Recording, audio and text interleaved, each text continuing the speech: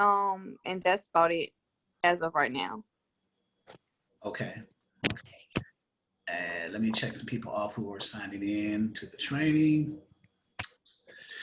Good afternoon, everybody. This is Charles, Exodus Logistics Learning Center's Dispatcher 101 Training for Beginners. Today is Saturday, 20th of March. I almost forgot what month it was. Hey, Rodney, you could take that Golden State hat off. Let me let these other people in. It got me all distracted. Oh man.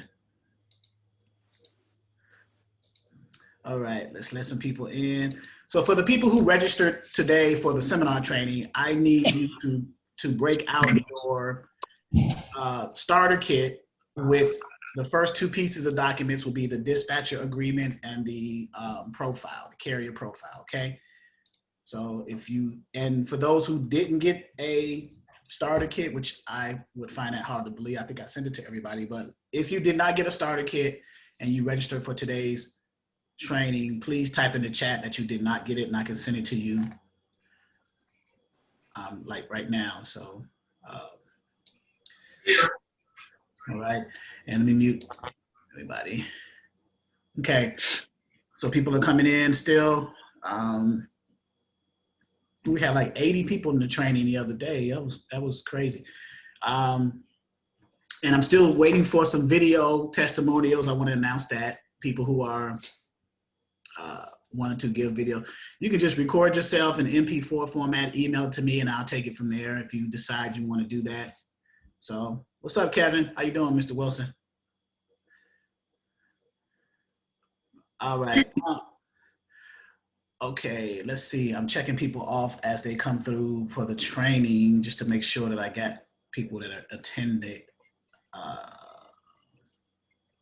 Hello? Yes. Who was that? Oh, hi. This is Justin. Okay, Justin. How you doing? Good. Okay, so for those of you who are in the seminar training, this is basic and seminar together on this day, on Saturdays. Break out your training materials. Kadaja Holloway said, okay, so Kadaja, if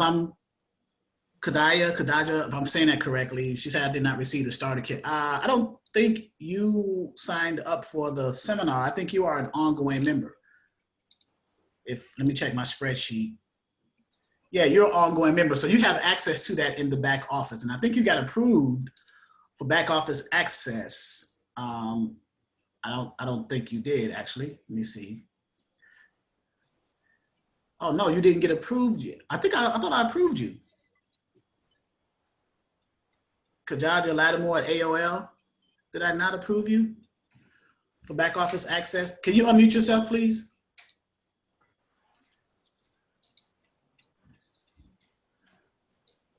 Yes, you did approve me. Okay, so you have access. Okay, so you will be able to. So let me put that on my spreadsheet because I keep track. I try to keep track of who I approve and don't approve. Okay, so you're marked as approved, and so yeah, in the back office, then you would have access to everything in the back office portal. Let me show you that real quick. I'm just doing some house cleaning stuff right now, getting people in who have enrolled. Okay. All right, so people are still coming in. That's great. People type it in the chat. Julian Burchett. I don't think I got it, but I was approved. So if you are approved, that means that you are a ongoing member and you don't need the starter kit. The starter kit is automatically in the back office. People who get the starter kit are those individuals who are just signed up for the seminar training who are not members yet. I send them a starter kit, and what it consists of are all the forms and documents that you guys see normally in the back office. Let me log in.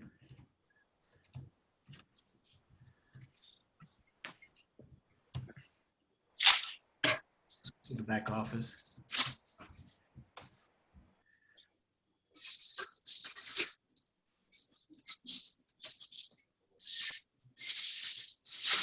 All right, so under forms and documents, guys, who are members, who are saying that they don't have the starter kit, that's because you are members of the ongoing portal. So everything will be back here in forms and documents, tools and resources, right?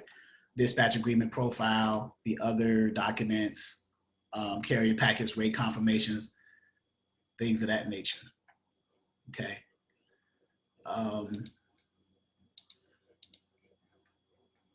So, all right. So now, registered people, registered members for this seminar today, if you have your dispatcher agreement and profile sheet in front of you, we will go over that. All right. So everyone who registered and you have your starter kit that you received in the email, please refer to your dispatcher agreement and your profile so we can start that process. Because we're going to go over that in a certain order as it relates to what dispatchers should be able to see and understand and know about, okay? So the first two pieces of documents are the dispatcher agreement and the carrier profile. And I've had some people send me, they emailed me their dispatcher agreement and profile because they wanted me to assess it and see what they think, how it looked and everything. And it looked pretty good. Just need to change some things up a little bit, but other than that, it looks pretty okay. Okay. So,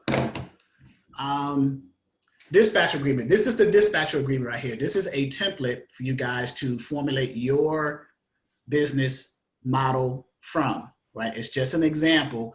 You can replace the verbiage how you see fit for your company, okay? If you have a business logo, you would put it at the top, or you put it centered, left justified, right justified, however you want to do it, if you have your business logo, okay? And this is just basic information. You can tweak it how you see fit for your company again, right? So your information, you're the dispatcher, your dispatcher name or the name of your dispatching company will go there. Your business phone. If you don't have a business line, put your cell phone until you get a business line, right? Your dispatching email, if you don't have a dispatching email or a business email, until you get a business email, put your personal email there. Something that they can contact you to get to you in order for you to make communication, okay?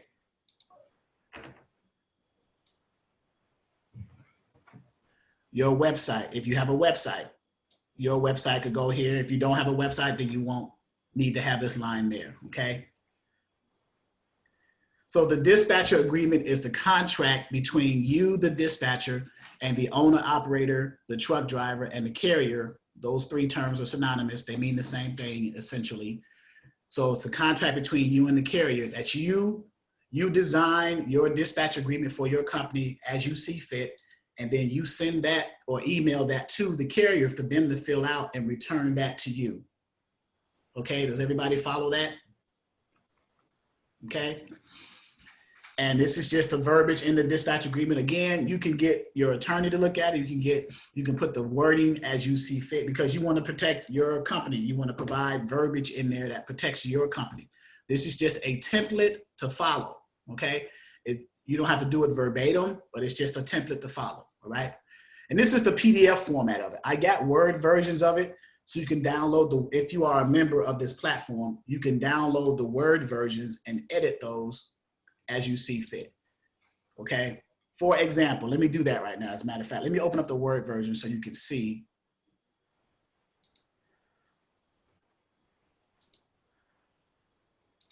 You go to the Word version of it because the first two documents you want to formulate for your company are the dispatcher agreement and the carrier profile to send to the carrier.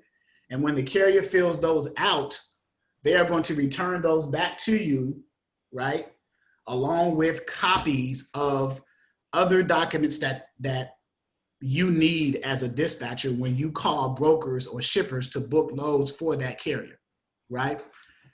And for those of you who are members of this training who are not registered that may not know, give me an example of some of the other documents that I'm referring to.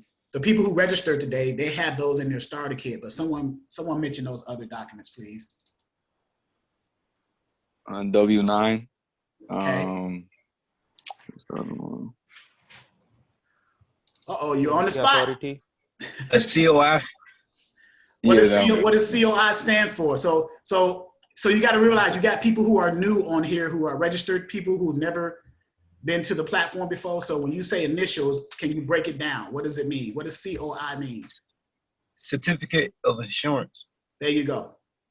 All right. So you got W-9, certificate of insurance, and what else?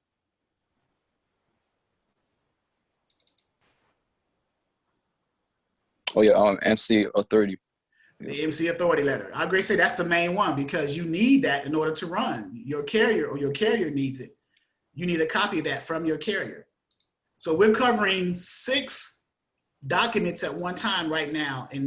So the first 2 again is the dispatcher agreement, which I'm opening up now, and the carrier profile. I'm opening up in Word form. Okay.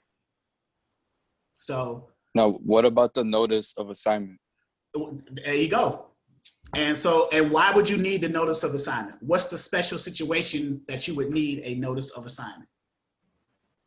I think I've seen a video before from you. It's like factoring, right?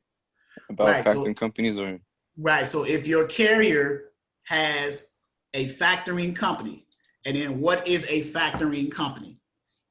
Can someone define that? The factoring company is like your bank where you do the finances to get paid from Right, your factoring company to from the factoring company to from the carrier to dispatcher. Okay, so, and I got an email from a factory company the other day. They want to give a presentation to the platform. They're called Thunder Funding, and they want to funnel their factoring services through to the dispatcher, to the carriers, in order for carriers, for dispatchers who have carriers that don't have factoring companies, you can set up an affiliate program with the factoring company to market to your carriers to receive that factoring service. And every time your carrier invoices an invoice to that factoring company, the factoring company, I believe the guy said, pays you $200, the dispatcher. Look at Miss Wilson. She said, huh? Uh-oh. Hey, that oozed right through the camera to me. so the only benefit would be like it would be faster payment, basically. Right. So with factory companies, so as an instructor, I need to keep in mind that I have people who are listening who may not understand this concept. So I need to make sure I break it down. So let's circle back.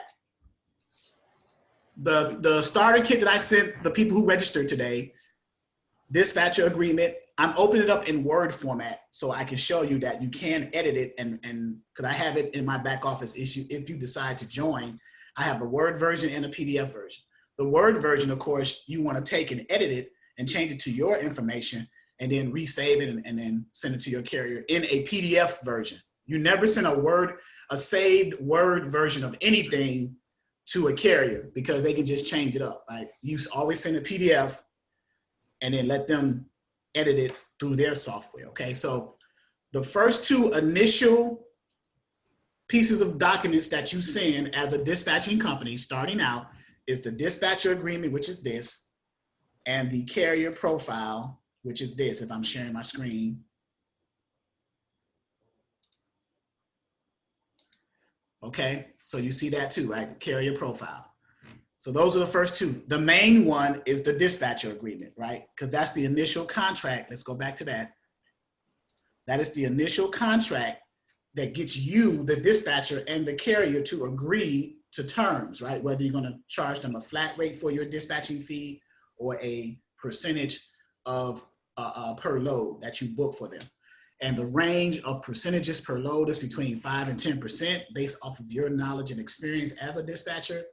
And the range, the flat rate range, will be between $300 to $500 a week, irregardless of how many loads you book. So, okay. So this is the dispatch agreement. Hopefully the people who are registered for the seminar have this in front of them, or what I sent to them, I guess, a version of it. So I'm going to literally show everybody how to edit it so anyone who's a member on here now who has not made their official dispatcher agreement and profile for their company yet, I'll go ahead and do that for you right now live. Okay. Charles. So the first person that speaks up, who just said something? Can you hear me? Yeah. Okay. So I got Kylie Fan. I haven't either. This is Chantrell. Okay. So the first one I saw was Kylie. She typed it in the chat. Okay. So Do we have to wait until we register your company to make this form?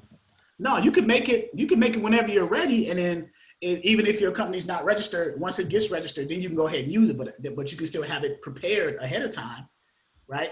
Like say you don't have a logo yet, right? You wasn't looking for a logo or anything like that. You can just go to logos.com or go to some kind of pexels.com and create a logo for yourself, or however you want to do it, right? And I'll just leave the logo in the Word format blank. So and go from there. So Kylie, can you unmute yourself? Because she said, I don't know where to start. Okay, so I'm going to help you right now.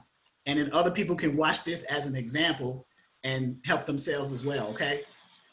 So you want to get a live? Okay, so I just want to hear from Kylie right now. I'm going to mute everybody else. Kylie, and as I'm doing this, I'm explaining to the people who registered too. So I'm trying to kill two birds with one stone, okay? All right, so Kylie, unmute yourself, please, if you haven't. Yes, I did. Okay. Can you turn your volume up on your device? Yes, it's up to 100%. Are you on the phone or laptop, computer? Laptop. Okay. All right, so I'll try to. Okay, so now, do you have so under dispatcher, so everybody follow along, even those who registered, because if you decide to become a dispatching business for those registered people and you use a dispatcher agreement template, this is an example of how you would format the template to your specifications for your company, okay? All right, so Kylie, you have is it a dispatching company name or is it gonna use your name? Probably dispatch name, but I haven't choose one. I haven't thought about that. I thought about that, but I don't know. Okay, so what I'll do is I'll just put your name under dispatcher as a space filler, and then when you decide on a dispatch company name, you just edit that and replace it, okay? Yes, thank you. Because this is a Word document, all right?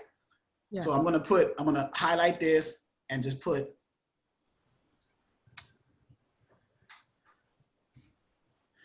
it. Oh, it's Kaylee, right? Yeah, Kaylee. Yeah. Kaylee Fon? Yeah. Okay. All right. And do you have a business line or a personal cell number? I can. I'll tell you what, if you don't want nobody to know your cell number, I'll just put a space filler there.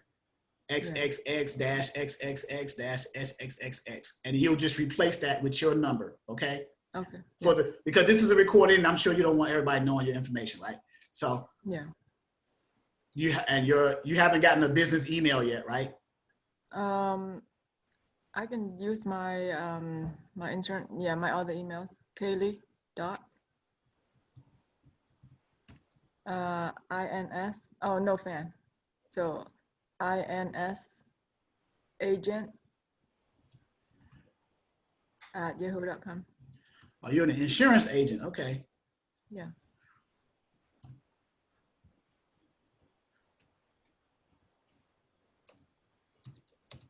All right. And do you or do you not have a website? I did not have a website yet. Okay. So I'm just going to put a space filler there. We'll just say www.kayleefine.com or something like that. And you'll just replace it once you understand what I'm doing? Yes. Okay.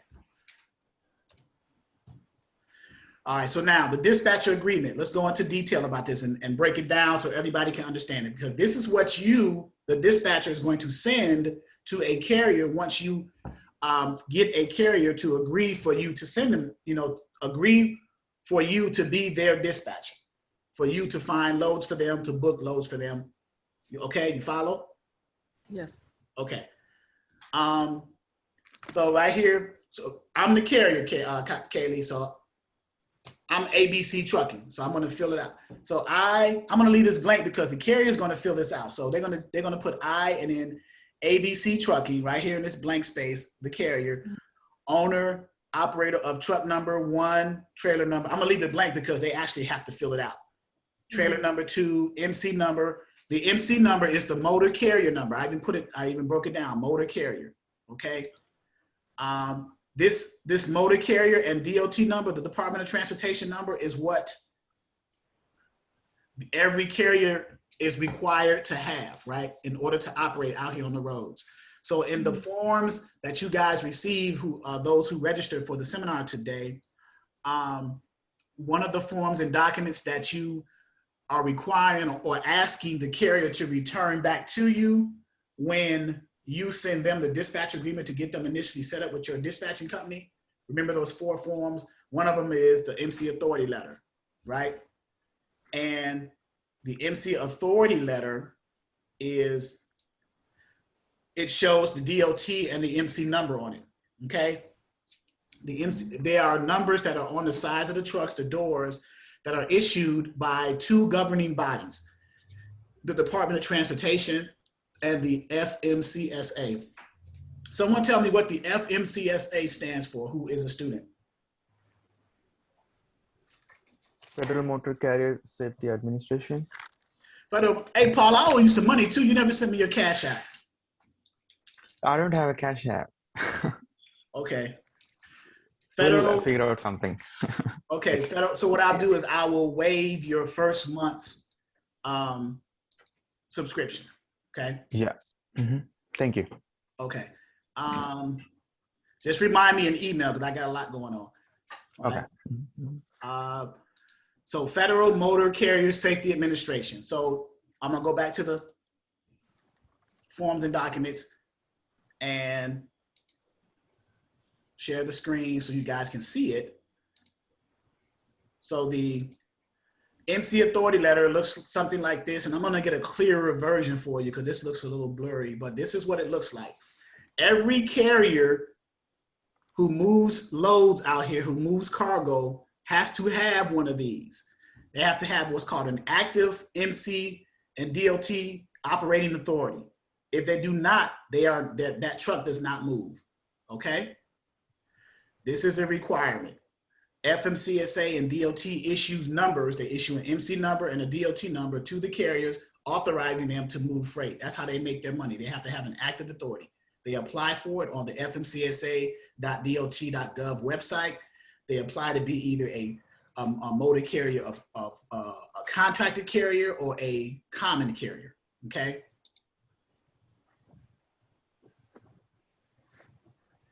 Oh yeah, you're welcome, Nigel. Yeah, you got it. You got the PayPal, okay. Paul, do you have PayPal? No, I don't have it. Man, how are you going to get paid, Paul? When you start dispatching, what are you going to use to invoice your carriers? I don't know. That's what I'm like what are you going to use? Like Morse code, pigeons? What are you going to use? So like, what happened, I work in a motel actually. There are many truck drivers, they'll be coming. So that's how I got interested. They're paying like 8 to 12%. But I said, when I finish my dispatching class, whatever, like within 2-3 weeks, then, I said, I'm going to like charge 5% or something. They're interested, like 2-3 Right. I get the numbers, what you're charging 12 to 5, but I'm saying the mechanism of payment, you might want to align yourself with the common softwares out there that's being used, PayPal, Square, Cash App, what have you. That way you can get paid when you do invoice. So if I'm a carrier and you book the load for me, and I'm wondering, well, hey, Paul, how am I going to pay you? Do you have Zelle? Do you have Square? Do you have Cash App? Do you have PayPal? You can like, I have none of those. Okay, well, I'm not going to pay you. Oh yeah, but he said one of the guys, he said he has like 4 trucks. he said like I want to work for him, like no independent. I don't know what is this independent thing. It's just I have he has his own. He's a owner operator. He has 4 trucks actually. He said, yeah, I'll give 3%. Just work under me. That's what he said. Then I Okay, so thought, okay, let I me start get with something. right. Let me I start get with. that. I get that. Does Mhm. he live close to you, close by you, near you? Yeah, Dallas. Okay. Yeah, So how yeah, is he going to pay? He's going to give you cash. He's check, going to write you a check. check. Like let's say he has four trucks. He said like every week, each truck you can make 6,000 minimum gross. So I'll pay you 3%, like that. He Okay, said. so that's fine. That's fine, Paul. But let's say, for example, you dispatch for carriers that don't live nowhere near you, like on the other side of the country. How are you going to get paid? So Oh, you I never have thought. to think about that. You have to think about Yeah. that. Okay. First, I thought at least something is better than nothing. Like, he said he has 4 trucks. So maybe like once I finish this, whatever, the classes. Well, okay. So my advice to you is don't wait till you finish the class. Be setting that process up while you're learning, right? Okay. And what better way to do that? I mean, you're in a platform that I can literally show you several ways, but you have to decide what you want to do with that part. Okay. And I'm not getting on you like that. I'm just saying that you want to, you want to get your I understand that, so that I can, I can be my own thing. Yeah. Right. So you want to get your back office, and this is for everybody. When you form a business, you want to make sure that while you're learning, you want to make sure that you're setting up your back office infrastructure at the same time, right? You want to get all your software that you need, all the equipment, the office equipment, whether it's computers, the specs on the computers, your financial processes together, how you're gonna bill, how you're gonna invoice, QuickBooks, whatever, right? You want to be at least thinking about it, right? So while you're learning, you're getting this together. So when the two kind of come together and mesh, you'll be better prepared. That's all I'm saying, right? I'm not really getting on you. I'm just saying, in the business world, business is not it's not fair in business, right? So if you don't have everything lined up, it's going to swallow you up. Trust me.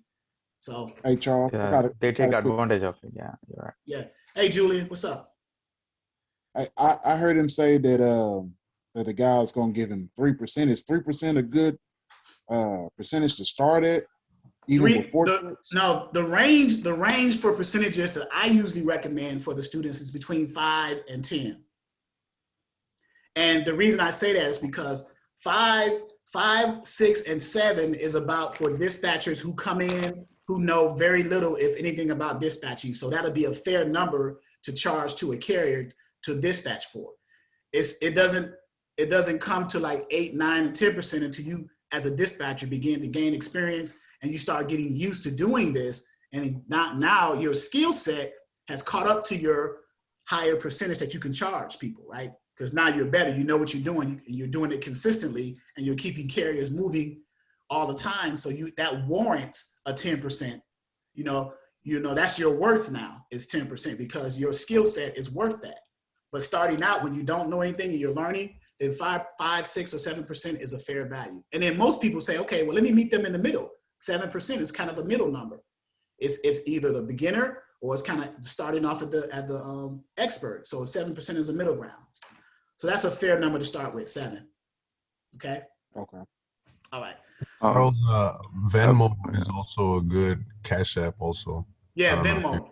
Yeah, Venmo, VENMO. So yeah. Okay. So Kaylee, I haven't forgot about you. And no problem. okay, so here we go. Let's go back to Kaylee's example and the seminar people. Dispatch agreement, profile, and the other 4 documents that you guys have out in your starter kit. W-9, MC authority letter, certificate of insurance, and NOA. So we're breaking down the dispatcher agreement, right? Charles, is MC they need to renew every year, or once they start, it's going to be forever? No, it has to get renewed. I think every year. It depends on. I think it's every year or every 2 years, 3 years. But it has to get renewed.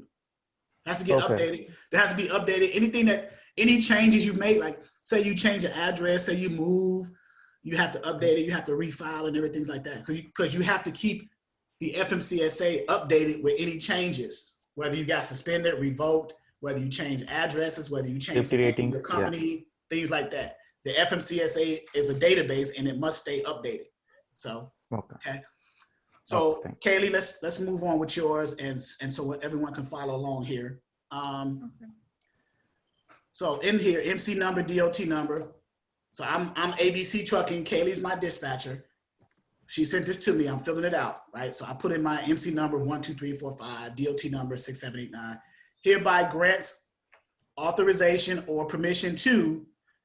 Then right here, you guys will put your dispatcher name or your company name. I'm gonna put just Kaylee's name as a space filler, and you guys put what you think what your company name is, right?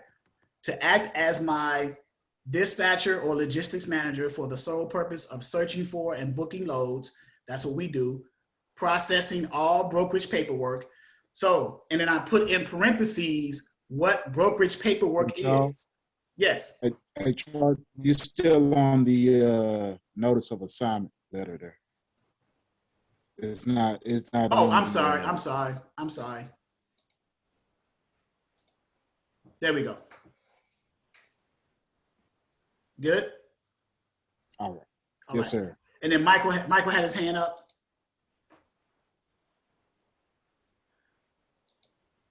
Michael, I'll tell you the same thing. Okay, so let me go back. DOT hereby grants authorization or permission to Kylie Fan to act as my dispatcher logistics manager. So I'm filling this out, ABC Trucking, right? I'm the trucker. Kaylee's my dispatcher. Sole purpose of searching for and booking loads. So dispatchers search for and book loads for their carriers. That's what we do, right? Dispatchers also process all broker paperwork. Okay, so the question becomes, what is brokerage paperwork? In parentheses right here, there's two types of broker paperwork. There's the paperwork to get your carrier set up with the brokerage, and then there's paperwork to officially book the load with the broker, okay? So the paperwork that gets your carrier set up with the broker is the broker carrier agreement, right? Broker carrier agreement. And you new register seminar attendees, you have a copy of the broker carrier agreement in your starter kit, okay? And what it looks like.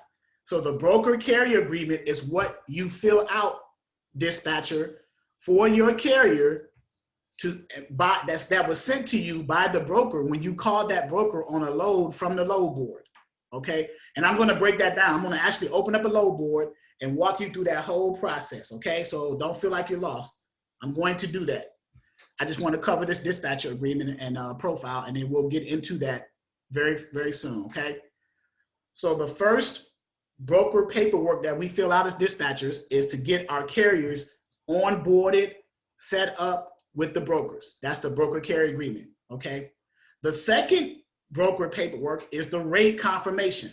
So this is when you sign this as a dispatcher, you are agreeing with that specific load, whatever is paying, whatever the numbers is, whatever you negotiated it for, okay?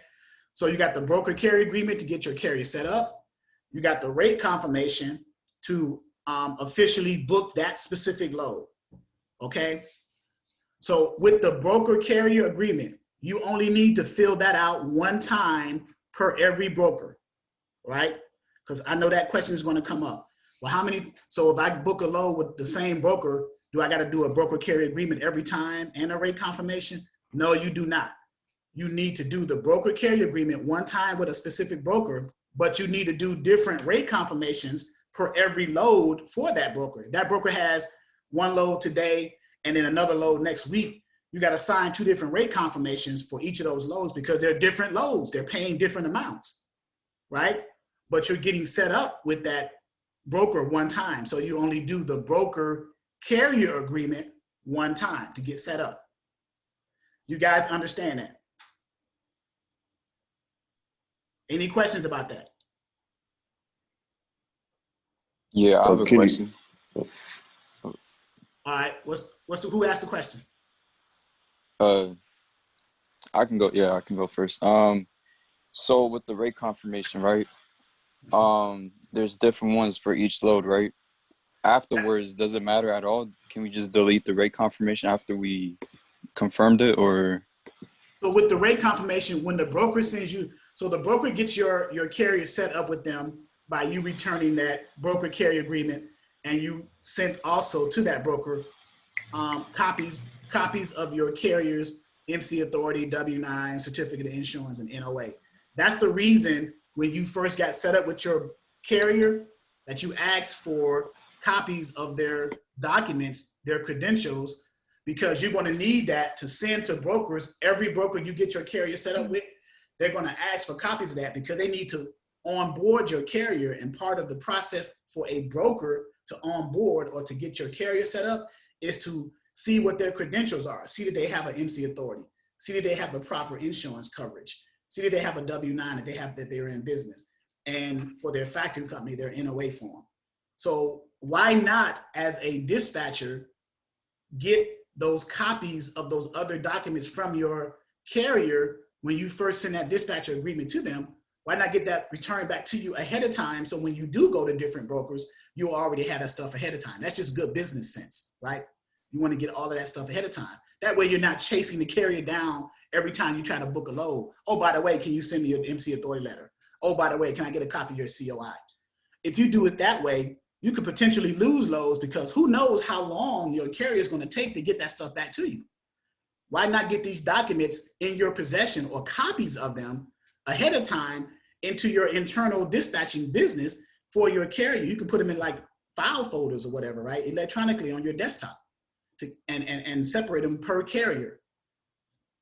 You guys are following what I'm saying? That just makes sense, right? Yeah. Okay, yes. All right. Mr. Charles, how do you find the carrier? How do you find carriers? Great question. And I knew that was going to come up, and I knew I was going to get off track by finishing Kylie's dispatch agreement. But you find carriers by, in our, who asked this question, by the way? Quinetta, how you doing? Hi. You find there's several ways to find carriers. The number one way is if you stay within a certain driving radius of a truck stop, you can go visit the truck stop, pass out your business flyers, business cards that way, because you see that person in person. You can talk to them. They can see the sincerity in your voice. You can see their energy, right? That's number one. Number two, there's cold calling. There's several ways to cold call carriers. You can go on to different load boards. There's different search features you can do to cold call them. When you cold call them, you want to ask them about if they are under a load or needing a load, and you want to let them know that you can provide a service for them to keep their truck moving at good paying rates, right? And then there's other ways too: text, email campaigns, social media platforms like Facebook, Instagram, LinkedIn. A professional LinkedIn account is pretty good as well. You can join LinkedIn groups or connect to LinkedIn carriers individually.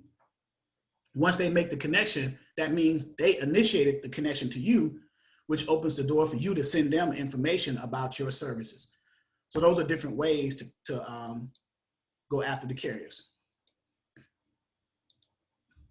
Okay, so let's see, where were we at? So the broker carrier agreements and the rate confirmation, those are the two types of broker paperwork. And obtaining and or submitting all necessary documents. So the necessary documents is what I'm talking about, those other documents that you're getting back from the carriers, right? Copies of their MC authority letter, copies of their certificate of insurance, copy of their W-9, and copies of the NOA. So let me break that down for you guys who are in here, who are just hearing that for the first time.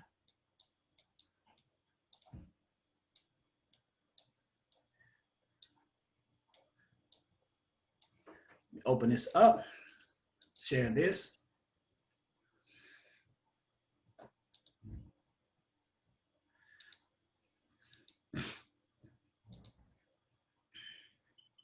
Charles, while you're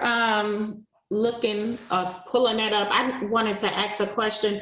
As far as the factoring company, I know you stated earlier that there was a factoring company that was looking to pay dispatchers $200 when they bring on a carrier. Is that in addition to our percentage that we are charging the dispatcher? You mean charging the carrier? Yes. That's what I mean. I'm sorry, the carrier. Yeah. So what the factoring company is doing is they're going to pay you $200 once that carrier factors their first load because you brought that new carrier to their company. And they're still going to pay you what your percentage is between you and the carrier. So you're going to get paid through the factoring company now. So now that eliminates even more stress of you worrying about whether a carrier is going to pay you or not when you invoice them. Josh, Right, thank you. Josh had a question. Got his hand raised. Yeah, I just have a quick question about factoring. So it sounds like to me, my question is, why wouldn't most carriers want a factoring company? It sounds like it makes things a lot less complicated. Like what's, why would it be the pros and the cons? Okay, so the pros is that the factory companies can help new carriers who don't have enough income to float their business from load to load, right? They don't have enough resources or enough finances to keep them running, paying for fuel and things like that. The cons is certain factoring companies have hidden fees and certain stipulations in their verbiage and in their fine print of the contract. There's different types of factoring for the factoring companies. You have recourse and non-recourse factoring. You have UCC1 and UCC2, and that gets into very much detail. I don't want to go too far in it, but what it is if there's a breach of contract between the carrier and the factoring company can come after the carrier for everything and wipe them out. That's UCC1. That's called the blanket UCC, Uniform Commercial Code. It gets into very much detail. You have to actually read the fine print, and I usually recommend that to the carriers when they decide on the factoring company. So, all right. Okay. But they pay you 24 to 48 hours, and they charge between 1% and 5%, between 1% and 4%. Okay. Per invoice. So if I got a $5,000, if I'm a carrier and I got a $5,000 load, and the factory company can pay me the day I deliver it or the next day at 3%, I'll give you what's 3% of $5,000, $150 for the rest of the money, right? I don't care about $150. Give me $4,850. I'll give you $150, right? Okay. Yeah, make your life a little easier. Right. And then sometimes if you don't have a factoring company as a carrier, brokers sometimes offer payment options too, like quick pay, wire transfer, and a paper check. That's what brokers offer. But they charge for their services too. Brokers charge up to 5% for quick pay, which is 24 to 48 hours. They charge for that service because they're going to funnel the costs through, because I don't know a broker that does not have even brokers have all the loads you see on the load boards from the brokers are factored loads. All right, just remember that. Yeah. All these loads on these spot market load boards are factored loads. Brokers use factory companies. That's how they can pass the quick pay feature to you, and then they charge you 5% to help cover the cost what the factory company is charging them. They're just passing that on that expense to the carrier, and they're calling it quick pay.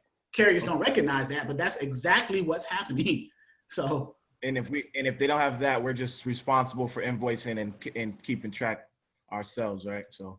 Right, and well, you're responsible for invoicing your carrier and keeping track of it yourself as a dispatching business, whether your carrier has a factoring company, do not have a factoring company, or use the services of a broker, because you're going to keep track of your own for tax purposes and for business purposes anyway for your company. Okay. So the benefit of that is every carrier has to wait 15 to 30 days sometimes, right, to get paid? Well, so let's say a carrier does not have a factoring company that can help float the money for them. Then the broker offers either quick pay, which is 24 to 48 hours at up to 5%, or they offer a 5 to 7 day wire transfer. It's called ACH, Automated Clearinghouse. They would need a voided check or an account number or routing number to send that money to. They charge up to 3% for that service. That's number 2. There's 3 payment options. Those are 2. The third one is a regular paper check mailed to the domicile residence of the carrier 15 to 30 days out. Okay, those are the 3 options. So as a carrier, so put yourself in the mind of a truck driver, and you don't have a factoring company, and the broker offers 3 payment options. Which one would you take? The soonest. Either the first one or the second. Exactly. Quick pay. There you go. Welcome to the transportation industry. All right. I had a quick question. Yes. Sorry to interrupt you. My question was kind of regarding the factoring company. So, if for new carriers that we're pursuing, should we kind of like push the issue of sending invoices to their factoring company each time, or are we still just sending it to the carrier for the most part? Okay, so if you get a carrier who already has a factoring company, you're not going to worry about invoicing the factory company. You're going to send your invoice directly to the carrier because the carrier is going to get paid from the factory company. Then they'll just pay your invoice. If you have a new carrier who does not have a factory company and you as a dispatcher has an affiliate relationship with a factory company and you happen to bring that carrier to that factory company that you have an affiliate relationship with, then the factory company will pay you once they pay the carrier. Okay? Oh, interesting. And if you're not affiliated, then what? If you're not affiliated, then you just deal with the options that the carrier, you're going to invoice the carrier directly and then let the carrier pay you. I got a question. With the dedicated lanes for the drivers, because I'm confused on that, can we still get paid off through the factoring company? So with dedicated lanes, if you are the dispatcher and you were the one that brought the dedicated lanes to the carrier, then you should get paid. You're obligated to get paid because you brought them the lane. So you should get paid your percentage of whatever. So let's say you brought a dedicated lane that paid them $2,000 per load or brought them $8,000 a week, whatever the number was, right? And you charge 10%. Let's use an easy number to work with. $8,000 a week, 10%. So you're due every week $800, right? So however the carrier gets paid, it doesn't really matter. You are due $800, right? In this example. So if it's through the factoring company that you have an affiliate relationship with, then the factoring company will pay you because this is how that works. You got an affiliate relationship with a factory company. You brought them a carrier that doesn't have a factory company yet, but they're your carrier because you got them set up under a dispatcher agreement. They're going to send the carrier an application to fill out to qualify them. See, just because you send a carrier to a factory company doesn't necessarily mean that they're going to get that factory because carriers have to be qualified to get factor, credit, things like that, right? So let's keep it positive, right? They're going to get qualified. They fill out the application. On that application, one of the questions is, do you have a dispatcher? And if so, how much does your dispatcher charge you? What percentage? They say, yeah, I got Alicia Young. She charges 10%. Okay. So the very first load that they invoice that factory, they deliver and then they send their invoice or they send their delivery receipt or their POD, proof of delivery, or their BOL sign to that factory company to get paid. The factory company is going to contact you and say, hey, Alicia, your carrier, which you sent to us, they got set up with us for factory, they just did their first load, their factored load to us. How do you want to get paid? And they're going to say, send us your information, your like routing number, account number, so we can wire you your money once we pay the carrier. And then you'll send them that. Once they pay the carrier, they're going to wire you your percentage. And going forward, that's how it's going to be the rest of the way. You see how that works? All right, I'm standing up now. It's best. Now I see why they say that you should like once you're dealing with brokers, you build like a bond. Right. Well, as far as dedicated lanes, you're not going to, dedicated lanes comes down the line because brokers don't give carriers, dedicated lanes from day one. A carrier has to, if I'm a broker and you're a carrier, Josh, you have to prove to me, and how do you prove that to me? By delivering all the loads that I broker to you or book with you. You have to deliver them on time. There's no complaints, there's no claims, you're not late, there's no damaged freight. If you do that consistently, then I'll say, hey, you've been doing this pretty good on time, Josh, for the past, I don't know, 90 days. I got this other lane that I'm having trouble with. It's consistent, it's year round, it's dedicated. Can I put you on that? And you're gonna be like, hell yeah. so because you know why? Because it's consistent money, right? And the moment you, the dispatcher, find out about that, it's like cha-ching because you set that up. So you're getting paid. All you gotta do is just keep weekly invoicing your carrier all the time. So it's best to go through. Go ahead. Say that again. So it's best to bring your own factoring company, like I guess what you say was the Thunder company that you was talking about. Opposed to 200. Right, so it's hard to, as a dispatcher, it's a challenge to get a factory company unless you have a factory company that's willing to offer an affiliate program relationship to dispatchers. And they do that as a way to leverage you, the dispatcher, bringing your carriers who do not have factory companies over to them, the factory company. It's just another way to bring more business to them. And they're using you to do that, and they're offering you these incentives for doing that. You see how that works? Right. Okay. Talisa said, I have a question about the pay of the factoring company. What's your question, Talisa? I remember you was at one of the comments about the factoring company getting a certain percentage of pay when they have to go through the direct deposit. Does that also include the dispatcher as well? If we give our routing number and all that, are they going to take a certain percentage out of that as well? No, all that's because they don't have a contract with you. They have a contract with the carrier. They're going to pay you the monies out of the carrier's pay minus their percentage. So whatever the carrier is getting gross paid, $8,000 for the week. They're going to give you your 10%, 800, and then they're going to give the rest to the carrier minus their percentages at that point. You won't see any deductions in monies that's due to you whatsoever. You're going to get your percentage. Okay, thank you. All right. So once you set up a driver on a dedicated lane, at no point can you be removed from that equation, right?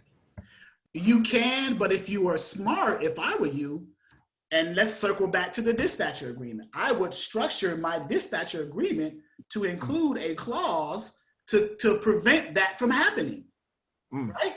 So you gotta, so you're a business person now, right? So you gotta protect yourself at all times as a business person, right? So you could put clauses in your dispatcher agreement to say, okay, the fee for this dispatching service will be, and then whatever your fee is, right? Whether it's a flat rate or a percentage per load. And then you could put in parentheses, including dedicated lanes or something like that, right? So you need to structure your dispatcher agreement in such a way to protect your company for situations where people may try to backdoor you financially and take you out of the equation as far as removing you from benefiting from getting your carrier a dedicated lane, right? And we can set up a non-compete, a consultation with you to there you go. So now you're thinking about entrepreneur. She said non-compete, non-disclose, all NDAs, everything. Yeah. You are, yeah. So you are a business person. Listen, I give you the base level templates. You guys take it and run with it, right? You structure, because everybody's dispatching company is going to have different concepts to it. But I would hope that you have some of the same concepts, like stuff like this, to protect you from when you eventually get your carrier under a dedicated lane. You want to put clauses in your dispatcher agreement for the carrier, like, look, okay, this is my percentage while I'm booking you loads, right? If I happen to get you dedicated lanes, then this is my percentage is still this. And understand, if I'm the one to get you that load with this broker or whatever broker, I'm still due this percentage because I'm the one who did it. But you put it in the verbiage, of course, how it's supposed to be, but I'm just giving you in layman's terms how it should be said, right? So again, protect yourself at all times, right? It is a business. The transportation industry is a cutthroat industry. You have to have thick skin. I don't say that to scare you, but just like with any business, you got people coming at you from different angles, and they're going to try to come around and backdoor you. You set up, firewalls, if you will, roadblocks, protection clauses, all types of things to protect yourself. Okay. Can we set up a consultation specifically to work on this with you? Say again. Could we set up a consultation on a separate date to set this up with you? Yeah, you can. Now, my consultation, those are different price points now because it's because of time and everything. But you certainly can. That's not a problem. All right. Yeah. Okay, so I know Katie is like, man, he done forgot about me. No, I haven't. I'm sorry. People hit me with questions. I have to. So let's go back up. Let's finish this with Kaylee's. Okay, so we got the other documents: certificate of insurance, MC authority letter, W-9, and NOA form, right? And if and we say if the carrier has a factoring company. And then right here, this next paragraph right here, if I'm sharing my screen, sometimes I go off the deep end, okay. All billing, invoicing, and collections of revenue from shippers, brokers, and or factoring companies are the sole responsibility of the carrier or trucking company, unless the dispatching company and carrier or trucking company have arranged and agreed upon additional services provided to the carrier or trucking company by the dispatching company. In other words, you are just finding loads for them, booking those loads, and getting paid for that. If you want to provide additional services to your carrier by doing all their back-end administrative stuff, invoicing for them instead of them invoicing, you could do that as a dispatching company, but if I were you, I would charge for that service because that's time. Your time is just as important as anyone else's. You are no less valuable than anyone else, right? So you should get compensated just like everybody else. For every minute that you do any type of work that relates to your business, you should be compensated for that. Do you not agree? Yes. Okay. I mean, yeah, I agree with that. This is common sense, right? If I'm going to do anything that's related to what I got into business for, then I need to be paid for that. Facts. Right. Okay. All right. So we're all on the same page, right? Okay. So that's good. All right. So if revenue for a shipment or shipments is uncollectible, I'm going to say dispatcher or dispatch name, I'm going to put Kylie's name here, because I'm just filling this in for her, will be held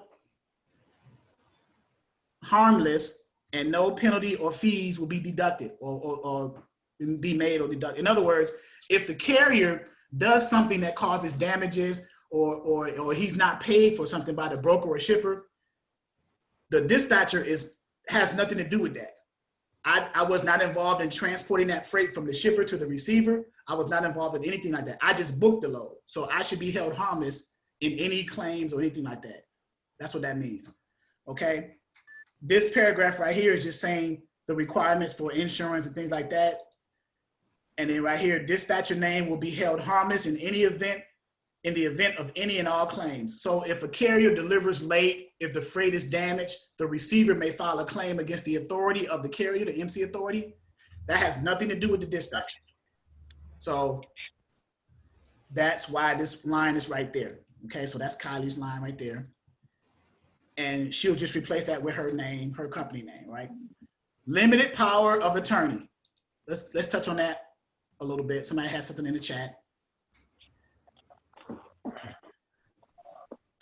Okay, let's see. Jaleesa said, let's say someone has a new authority. Do I need to mention this to the broker when I'm booking a load? No, you don't. Because every time you call a broker, Jaleesa, they are going to ask you for the authority of your carrier to see whether or not that carrier is set up with that brokerage or not anyway. And by then, once you give them that MC number to the broker, they're going to look into type it into their system, and it's going to come up and show the service date for that authority. In other words, how old that authority is. So they're going to know how old that authority is and decide whether they want to work with them or not. Some brokers do not work with MC authorities that are 6 months or a year or less. Some do. We have in our back office brokers who work with MC authorities that are fairly new, a year or less, 6 months or less. We have a whole spreadsheet.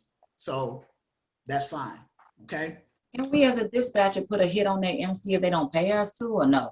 You can. That is the very, very, very last resort. And I'll tell you why. I had a situation about, 5 years ago, 2016, what's that, 21? 5 years ago, where when I dispatched for, and this has only happened to me once, where a carrier didn't pay me. It was a $1,500 load. I charged 10%. So how much was I getting for that?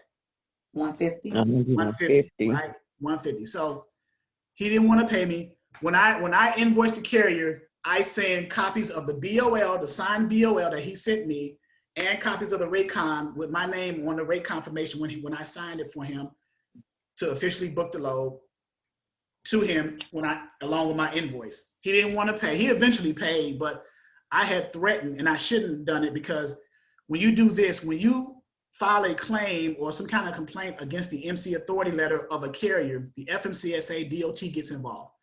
Once that happens, that means that that MC authority gets suspended, pending an investigation, which means they can no longer move loads at all.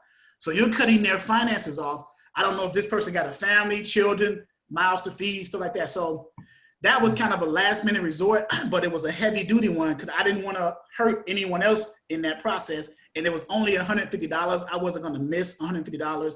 I just wouldn't deal with the person anymore, right? So I ate that, but he eventually came around and paid me because he called me a few weeks later looking for a load. I said, "Are you serious, right? Are you serious? You looking for a load, but you owe me $150. He said, "Oh man, go ahead and invoice me." I said, "Okay." So I invoiced him the $150. He paid, and then I pretty much you don't cancel a claim, you drop a claim when you complain about an MC authority. So you drop the claim. They reactivated the authority, and he was able to move loads. So, but that's a last resort.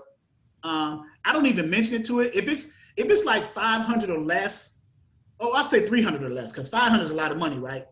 So if it's like 300 or less, I'll just tell a person, okay, I'm gonna wash my hands. I'm done with you. I'm not booking any loads. You don't seem to want to pay. Everything's in the agreement. Either due upon receipt, due after the first week, due after 3 days, however you invoice them, and you just don't deal with them anymore. You just move on. Because there's so many other carriers who really need dispatching services and who are honest and down-to-earth people that you can work with than people who try to take advantage of you.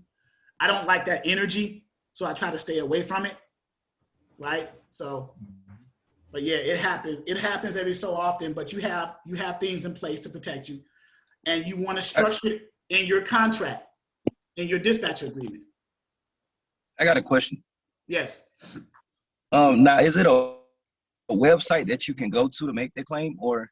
Yes, of course. There's how several would of you them. be able to make the claim? The number one website is the fmcsa.dot.gov. The other one is Carrier 411. Let me put these up. Let me okay. Instead of saying them, I'm gonna put them up. I'm still with you, Kaylee. So let me share my screen on the browser. And I know Kaylee wants to cuss me out right now. Okay, so Carrier 411. You can get a 30-day free trial with that. You can go to fmcsa.dot.gov. And in some load boards too, you can report carriers, report brokers too. So let me put this in the chat for you guys, for everyone.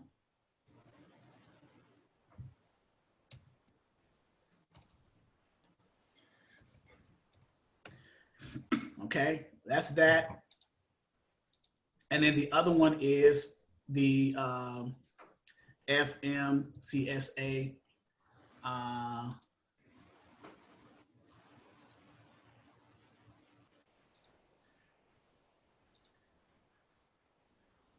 wasn't sharing my screen again, so here we go. fmcsa.dot.gov. Okay, so somewhere in there, I don't remember exactly where it's at, but it's in there. Okay, and I will put that in the chat as well here right now. So those are the two. And if any of you have, I'm going to have it soon, a load board in my back office called Internet Truck Stop. It has it at the top when you first log in, report a carrier, report a broker, and you click the link and it takes you through those steps too, okay? I was late, so I may have missed this. But once I connect to a broker, what documents do I send the broker to book a load, or do they send those documents to me? Okay, yeah, we're gonna go into that, Ashley. So we haven't quite went into detail with it, but we will in a second here. So let me get back to because I wanna finish this up for Kaylee. So let me share this again, because we're almost complete with this part anyway. So here we go with so limited power of attorney on the dispatcher agreement. The only thing that limited power of attorney does is me, the carrier, ABC Trucking, giving you, the dispatcher, Kaylee in this example, permission to fill out the broker carrier agreement on my behalf and sign the rate confirmation on my behalf. Actually sign my information, my name, print my name. That's what a limited power of attorney does, right? So I'm the carrier, I'm gonna fill this out, be it known that ABC Trucking with MC or DOT number 12345 or whatever it is, right? Has made and appointed, and by these presents does and make a point. Right here where it says dispatcher or dispatch company name, Kaylee would be right here, or the name of her company. I'm just replacing it so she'll know where to put her information. So everywhere that I type something, Kaylee, or whoever's listening or looking, is where you will put your name or your company name, right? And right here, and it will already be there saved prior to you sending it to the carrier. So you would send it to the carrier with your information already on there, and then they'll just fill out what they need to fill out, okay? And then return it back to you.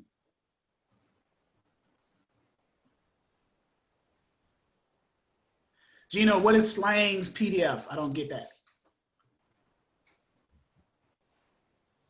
Oh, that was an accident. I'm sorry. Okay, no problem.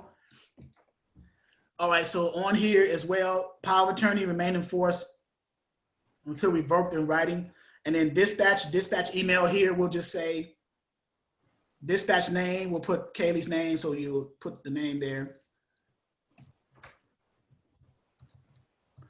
And then the email will be here. We'll just put a name.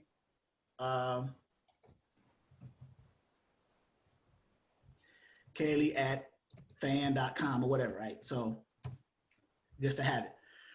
And then right here, I'm the carrier. This is gonna be blank. So the carrier trucking name, I'm gonna put my name, ABC Trucking. I'm going to sign it as a truck driver, ABC Trucking, my signature, and print my name. I'm gonna put my title. Why my video stopped? Oh my goodness. Okay, my title is owner and then the date. And then I'm gonna have a witness. So this is still part of the power of attorney portion. I'm gonna either have a witness sign here or a notary. And this is the carrier doing this, not you, the dispatcher. You're sending this to the carrier to do it.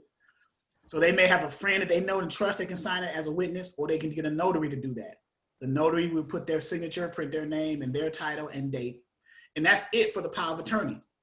And when they return that to you, it is authorization for you from the carrier to fill out on their behalf the broker carrier agreement and the rate confirmation.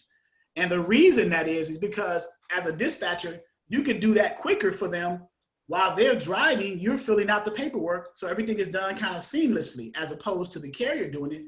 They don't have time to drive and fill out paperwork. That's another reason, one of the main reasons to have a dispatcher is time, okay? And then down here, the fee for dispatching services will be, and then, Kaylee, are you charging a flat fee for your services or a percentage per load? Percentage. And what percentage? I think about 6 to 7.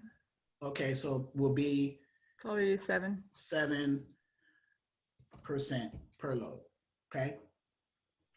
And let me resave this on the. I'm gonna save as on the desktop, on my desktop, so I know I won't lose it. And I'll call it Kaylee. Fine. Okay. That way I won't overwrite my template with your stuff, okay? And then okay, right on this part right here where for the fee of dispatcher services, would there be a good place to put including dedicated lanes? Bam. There you go. I was hoping someone said that. I almost forgot about that. Including any and all dedicated lanes. So now you just close the door on any backdoor nonsense, right?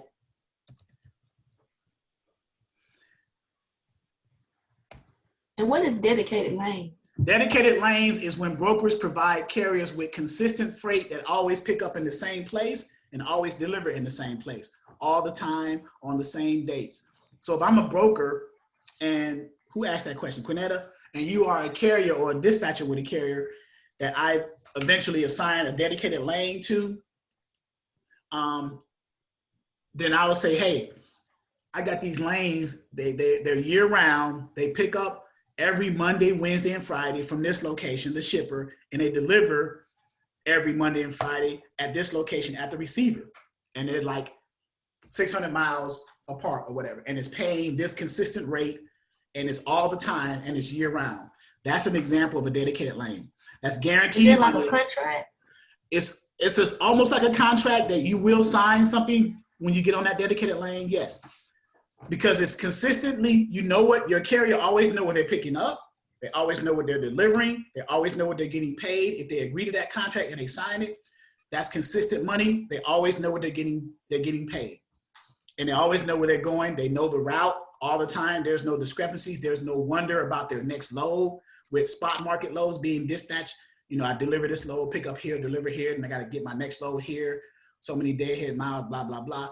If you dedicated lanes, pick up, deliver, and then you can broker your lanes, your loads coming back. You can broker what's called backhaul to the money load. The dedicated lanes, we call them money loads because it's consistent money, right? So if the dedicated lane doesn't include backhaul, then it's a one-way dedicated lane. It's just picked from shipper to receiver. But if it's round trip, you go up, you pick up receiver, pick up at shipper, deliver to receiver, pick a load up at the receiver and bring it back to the shipper and back and forth. Now that's a true dedicated lane. That's round trip. So you're getting paid twice. You get paid less on the backhaul, but you're still getting paid. Let's say you pick up from the shipper on the dedicated lane and you go to the receiver, it's $2,000 at 600 miles, but then you take a small partial back to the original shipper for like 1,000. But at least you're not driving back empty, right? And that drive back can help cover fuel. So you're still gonna make some profit, right? So that's how that works. I have a quick question about that. Okay. If we find someone, I guess, wants to do a dedicated lane, how do we know, like on the loading boards, whether they offer dedicated lanes or not? How do we know if someone's offering dedicated lanes? You won't know on the load board. The broker will come to you after your carrier's been running for like 90 days consistently, delivering on time for that broker. There's no complaints. The broker likes them. The broker's going to present that to you or to the carrier and the dispatcher. Hey, I got this lane that's opening up. It's dedicated. It's year round. Talk to your carrier, or we can get on the three-way and we can talk about it like that. And then once you sign a contract for a dedicated lane, those are not on the load boards. Dedicated lanes are not on load boards whatsoever. Okay. So, thank you. All right.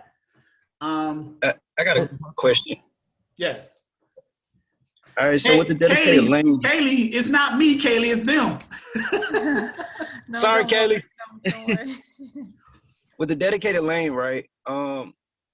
For instance, like I know the broker agreement, the carry packet, you won't have to fill that out no more. But what about the rate confirmation? Is you still filling that out, or? No, because once you sign the contract is your rate confirmation now. Oh, okay. Once you get on dedicated lane, you are signing the contract for this because you always know where you're picking up. You always know where you're delivering. It's a consistent run. And it's a contract. It's dedicated lanes. There is no broker carry agreement, rate confirmation. It's the same thing all the time. So you don't need to do it every time because you're going to be doing it all the time. And in this example, let's say year round from, I don't know, I'm in Norfolk, Virginia, right? Norfolk, Virginia to Chicago, Illinois, right? And back. It's year round, right? So there's no rate confirmation, broker carry. You're already set up with the broker. That's how you got a dedicated lane, because you've already gotten set up with them. You've been running loads for them with rate confirmations on the spot market loads on the load boards. And then just so happened the broker say, okay, you got a pretty good carrier. He's pretty good. He delivers on time, blah, blah, blah. It's been 90 days. I want to put him over here to my money loads, my money freight, because he's doing good over here. I want to put him on dedicated.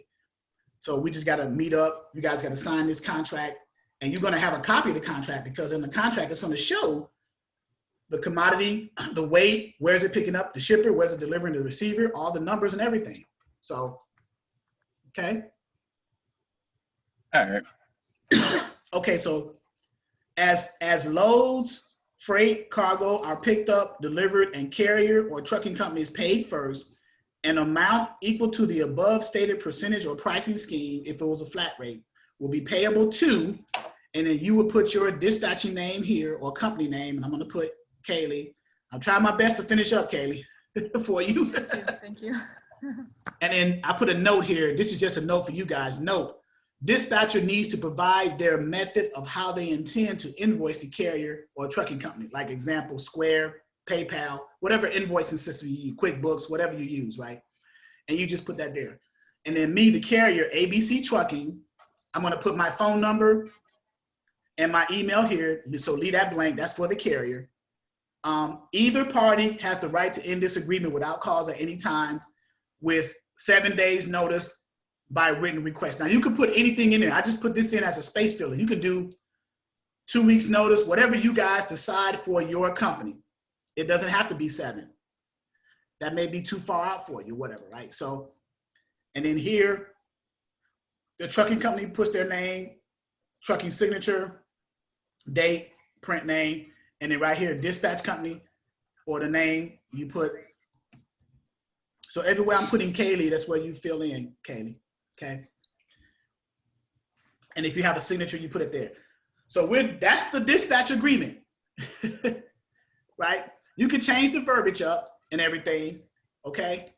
So I'm going to close that, right? So we're finally off that. All right. Where it says PayPal and Square, you said you can do Zelle, right?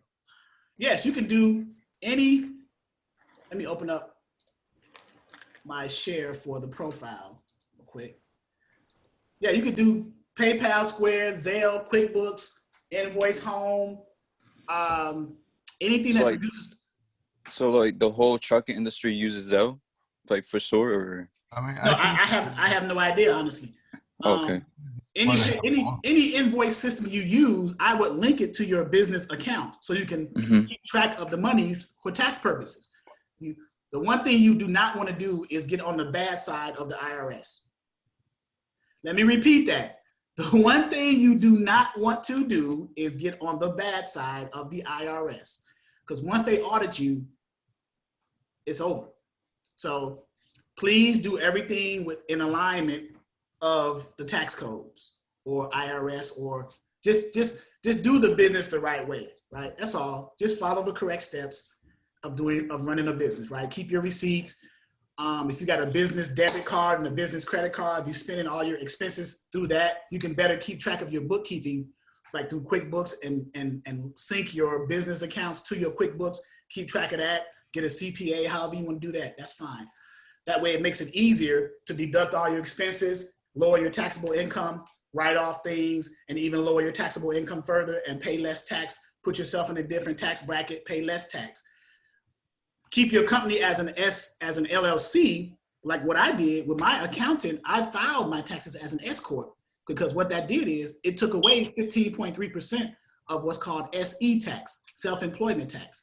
If you are an LLC, the IRS treats that as a sole proprietor, right? So could you register yourself as a sole proprietor, however you say it? Or well, I would not want to. I made myself an S Corp. Most people do LLC when they first start a business, but if you read the tax code, an LLC is treated as a sole proprietor, and it adds an extra 15.3% to your overall taxes that you're going to pay. Me, I did an S Corp, and I paid less than 10% in taxes for the year 2020. I've already filed my taxes, my business taxes. So I grossed over 6 figures, and I paid less than 10% of that. So in taxes, I happily get it. Here you go, take it. Take it, I'm good. So, I mean. Now, quick question. So like, if you're to register for your business sole proprietor, right?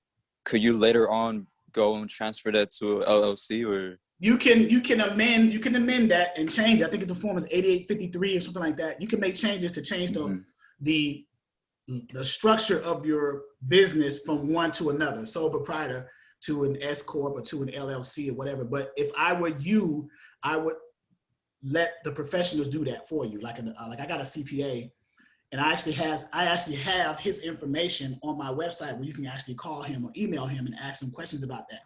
Just let him know that Charles from Exodus recommended you, and we have some questions for you. I had him actually on one of the trainings. He spoke for like 2 hours, and people were just killing him with questions, and he was just knocking them down. So he's good. Will it be like a I free wouldn't hire him. consultation? Or? Yeah, you just call him or email him. He'll answer the question. I may even set up a training where he'll come in and speak again, because I'll just say backed by popular demand, tax man or something. I don't know, but yeah, but this is what I meant by getting your back office infrastructure set up properly. Even before you dispatch your one carrier, you want to have all your business in place. Establish your business foundation before you start, because if you don't, you're going to be trying to make up on the back end later on. You know, the dispatching part is easy, right? Finding a carrier, calling the broker, booking a load, all that stuff, you're learning that here, right? But the back office infrastructure, keeping that stuff organized and staying in good with the IRS and stuff like that, that is a challenge too, right? So you have to make sure that you do that, structure that correctly as well, right? Keeping your books fine, all receipts. I scan my receipts because, you know, receipts fade over time, right? If you're keeping all your receipts, I keep my receipts separate by months, what I spend, that's business related and otherwise. I scan them because they fade, you can't read them anymore, so I keep an electronic digital copy of them. And I send them to my CPA, and I don't worry about nothing else. So. What are the receipts you keep? Anything that's business related. So if you go out to dinner, you go to McDonald's and you get the receipt, I write on there, business lunch. No way. Wait, you know how much I lowered my taxable income? I lowered my taxable income by about $56,000. Wow.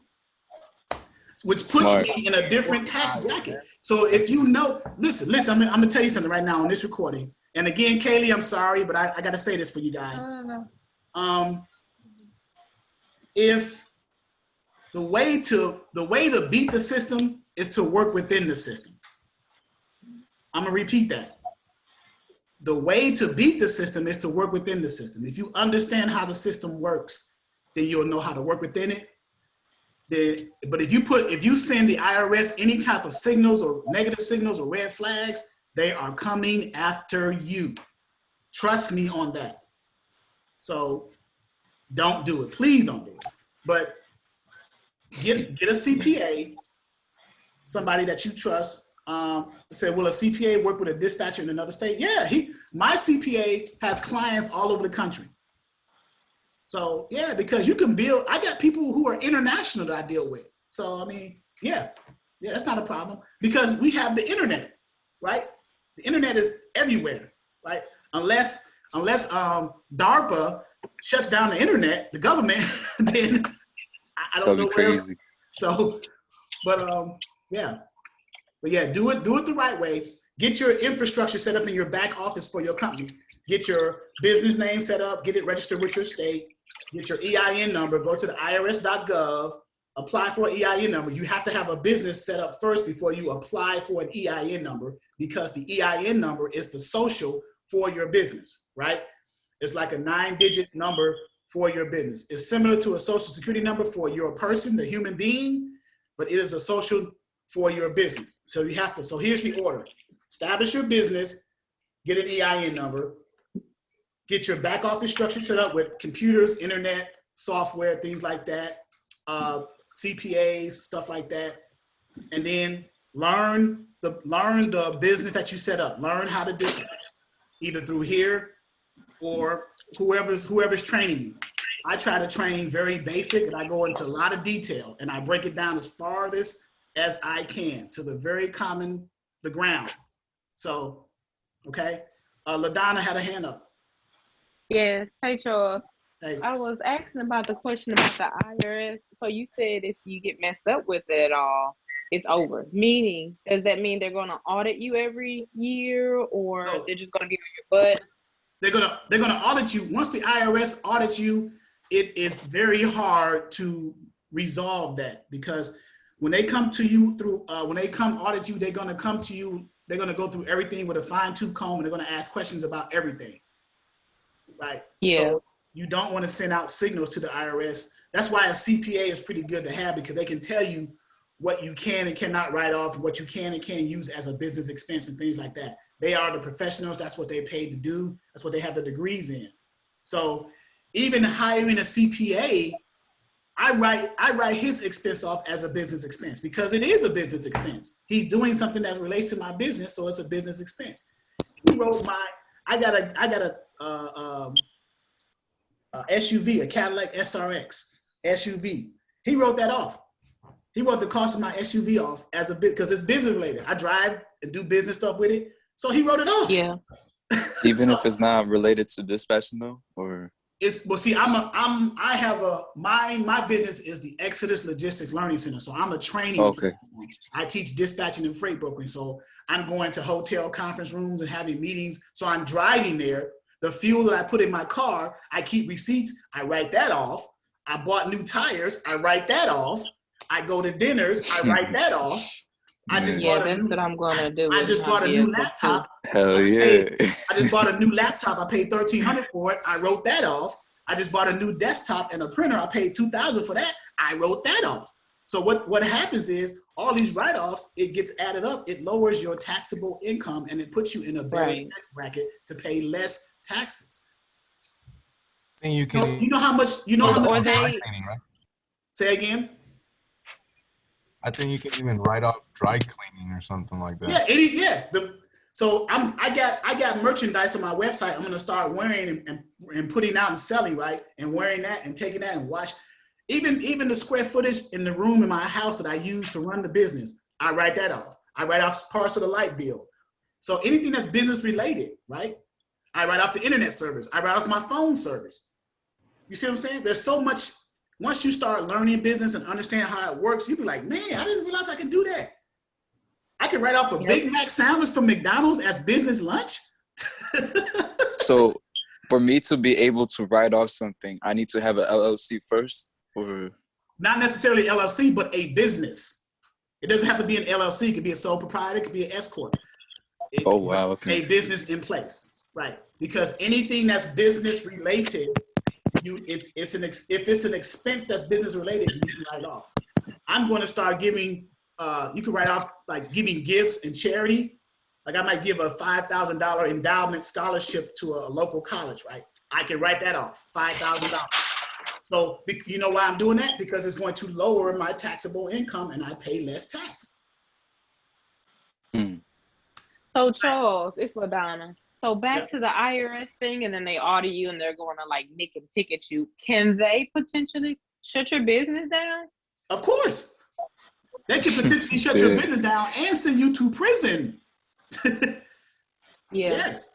The IRA is a government agency, a federal government agency that has the power to put you in jail if you, I don't agree with the IRS because I think they are a made up entity, but right now I'm in this country, They're so I evil, have to man. abide by their rules, right? But so it's just like your normal personal taxes, your normal regular. Just give them they cut and you're good. Right. The IRS is the mafia, man. Yeah, right. And you're good. Yeah, just like remember the statement I said earlier. The way to beat the system is to work within the system. Remember that statement? You may not agree with the system. I don't agree with the system, but I'm in the country where I have to participate in the system, so I got to play by their rules. Like if I got a basketball going to a court in another neighborhood I don't live in, and I want to play on their court, they're gonna say, "Well, we foul a lot. We don't call fouls over here." Right? So do you still want to play? Yeah, I love the game. But I'm in the game with a bloody nose. I had to follow their rules. You see what I'm saying? So it's the same thing. Now, real quick, if I was to like move to a different country, like let's say, I don't know, Dubai, I could still run my dispatch business with using the United States load boards, or right, and you would, and the business would have to be established. The company has to be established on U.S. soil, even though you live abroad. Your company has to be set up on U.S. soil. Okay. Right? I have dispatchers who are in the Philippines, India, Saudi Arabia, and South Africa. So yeah, but they have companies on U.S. soil, like in Delaware. You can set up a business pretty easy over in Delaware. There's certain states that don't charge taxes and stuff like that. So yeah.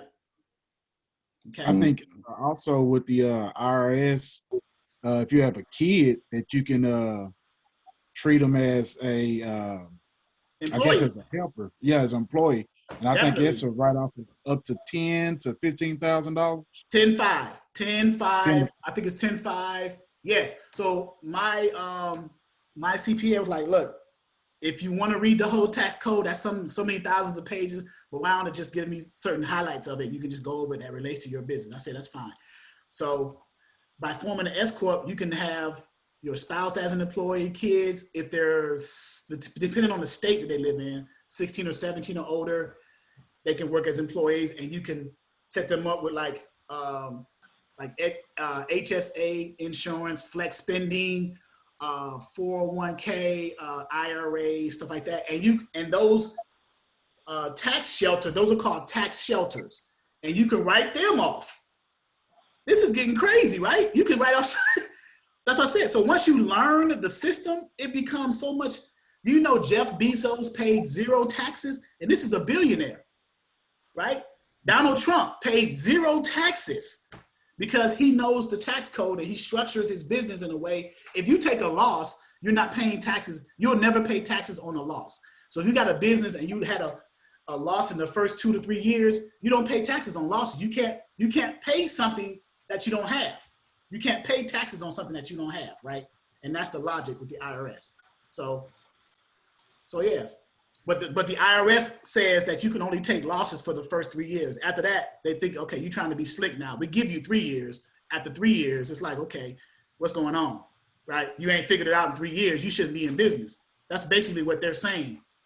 So. Oh, it's only 3 years. Oh, it's only 3 years. According to my CPA, yeah, it's only 3 years. So, all right, so the carrier profile, I'm sorry, Kaylee. I keep apologizing, Kaylee. We're learning together. Yes, this one you really don't have to put your information in it, but this is a Word document of the profile. The only thing that I added to this profile sheet is right here, this phrase, for the carrier, please list the brokers that you already are set up with. Why did I do that? Because it makes your job easier. If you got a carrier that's already set up with brokers, you can call those brokers or look for loads on the load boards for those brokers for your carrier and then book those loads. And you only have to do the rate confirmation. You don't have to do the broker carrier agreement because they're already set up with them. See that? So if they list like TQL, Coyote, CH Robinson, any of those brokerages, then you go on the load boards and look for loads by those brokers and call them like that. Brittany said in the back office, there are templates for the dispatch agreement and profile. Can you explain the difference, if any, of the dispatch agreement? The one template that I would prefer you to use in the back office, I'm gonna get out of this. The one template that I want you to use in the back office for the dispatch agreement and the profile is, for everybody starting out, is the Word version or PDF of these two right here. And let me cancel that. So can you see my screen, guys? Mm-hmm. Okay. Yeah. So these top 4 in the corner, the top left of the forms and documents on this screen, right here, the PDFs and the Word, they're the same thing. They're just in PDF and Word document format. Download the Word document, new dispatch agreement template, and the Word document version of the new carrier profile template to your desktop. Open it up, edit those fields like we just did with Kaylee's, and then save that as a Word document and then resave it as a PDF, because the PDF version of your saved dispatch agreement and profile is what you send to the carrier. Okay. And if not, watch YouTube if in doubt of any of that. Correct. Correct. Charles, I got a question. Or just give me a call. Okay. Yeah. See, after I book a load, after I get a rate con, let's say the driver, the truck, it goes on the way or near the shipper, and Tonu happens. So how, as a dispatcher, we need to manage? Okay, so you're saying something that people who are listening may not understand. So what Paul just mentioned is, you got a dispatcher under, I mean, you got a carrier under a dispatcher agreement, right? You got all your documents back in your office and everything. You went on the load board, you found a load for, matter of fact, let's do this.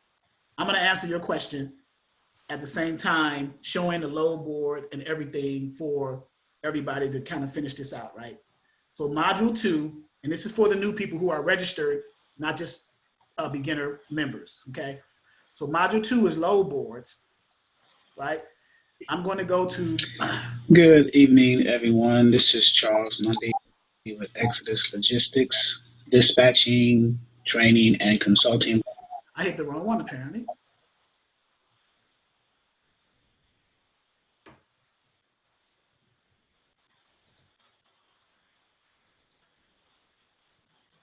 All right, load boards. And I'm going to select 123 load board, which is one of our load boards. Okay, it's one of my favorites. Can you see that screen where it says 123 load board? Yes. Okay. Yes.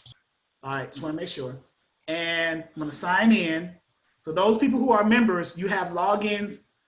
You already, I'm sure you've already been through the process of logging in with the sign-ins and the PDFs, right? The same one with your website, right? Right. So if you enroll in this training, module 2 has a PDF with all the logins for the load board logins right there. Okay. Oh, okay. That's the PDF. Download that to your computer and you'll always have that available.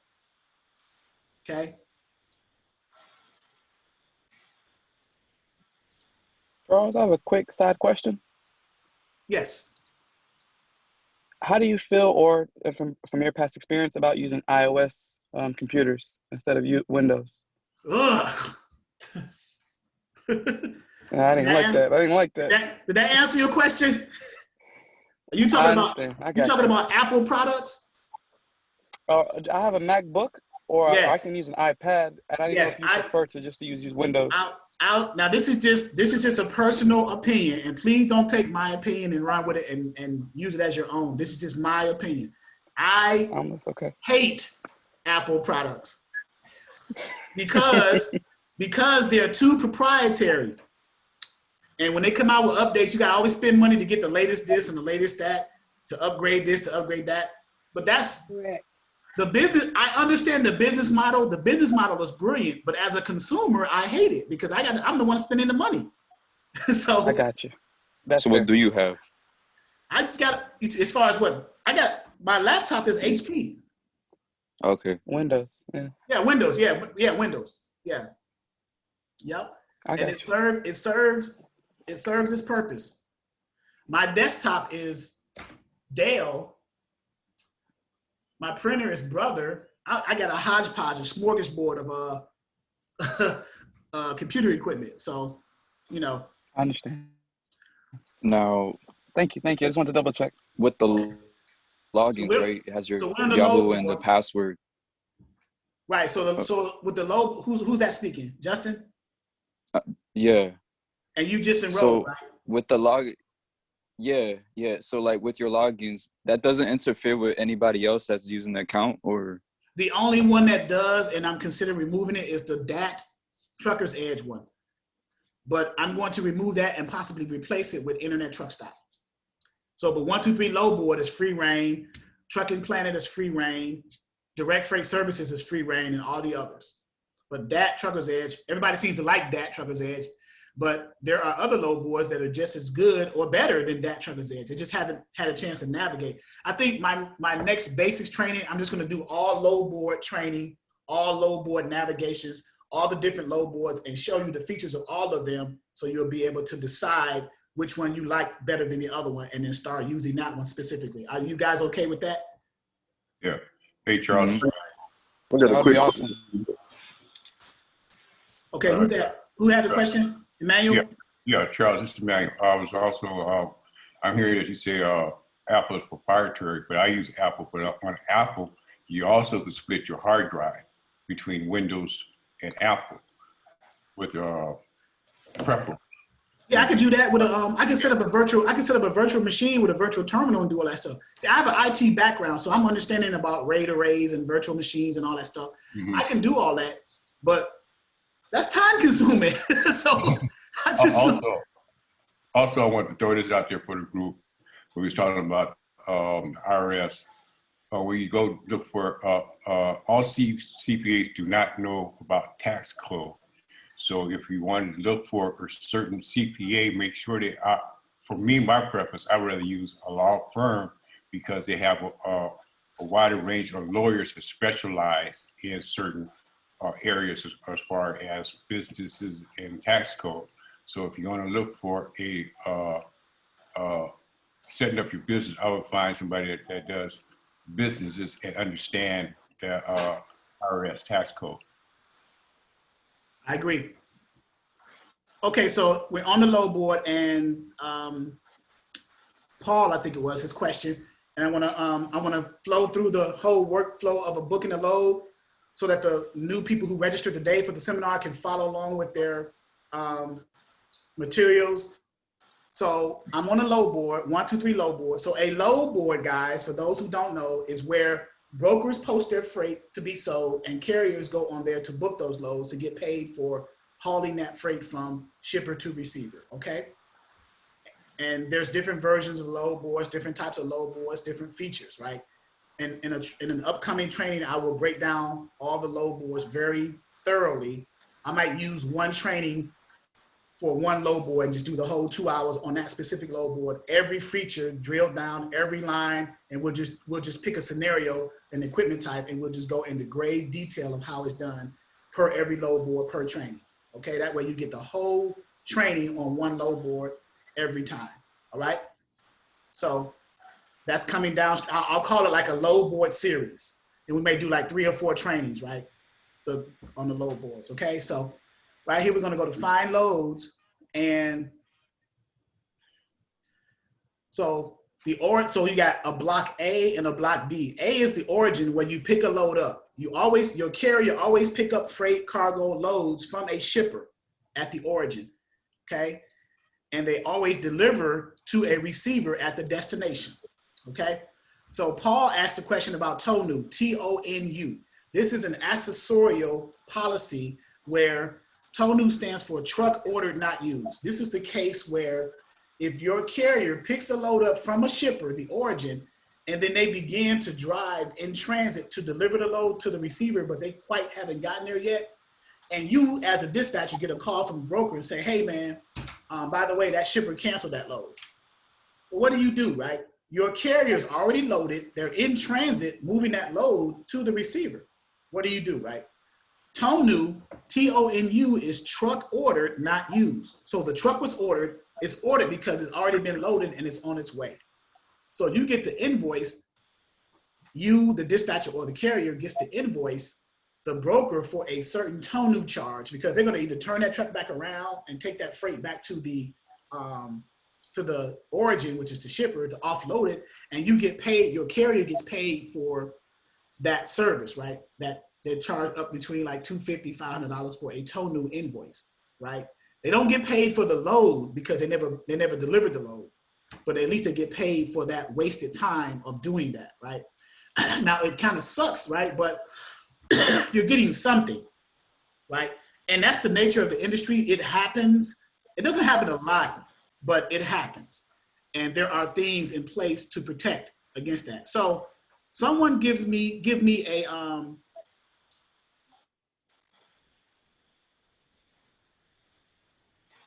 someone give me a origin or city and state where you're from. St. Louis, Missouri. St. Louis. From the Lou. Okay. Okay, Nelly. All right, Nelly. And the radius, I'm gonna put, so the standard radius or deadhead, what that means is St. Louis and anything within 100-mile radius of St. Louis, right? So if I'm like 90 miles from St. Louis, I'm gonna drive my truck and trailer empty to the St. Louis location to pick a load up. That's called deadheading. You're deadheading because you have nothing on your truck and you're driving to that St. Louis location to pick a load up from the shipper. but you were 90 miles away. So I set the radius to 100 miles because that's the standard deadhead radius going these days, okay? I'm sorry, Charles, is it the same as bobtailing? It is, but with bobtailing, you're deadheading without the trailer attached to the truck, okay? So deadheading is truck and trailer, bobtailing is just the truck, just the tractor, okay? Right. All right. Okay. All right. So I'm gonna say coming out of St. Louis. So who mentioned St. Louis? LaDonna? Yes, sir. So give me an equipment type. Give me one of the three major drive-in. So, and I forgot to explain equipment types to the people who registered today.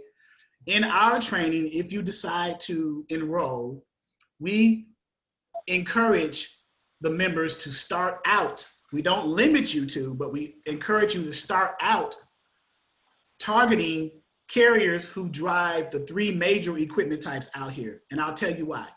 But the equipment types are the 53-foot drive-in. Well, someone who's a member, give the three equipment types for me, please. Drive-in, flatbed, drive-in, and reefer. Okay, 53-foot drive-in, 53-foot refrigerated trailer, what we call reefers, and 48 or 53-foot flatbeds. Here is the reason why. Because on the load boards, those equipment types are out there the most. You can find loads for them the easiest, and they pay the better rates. So you got three reasons, not just one, to go after those types of carriers who drive those equipment types, okay?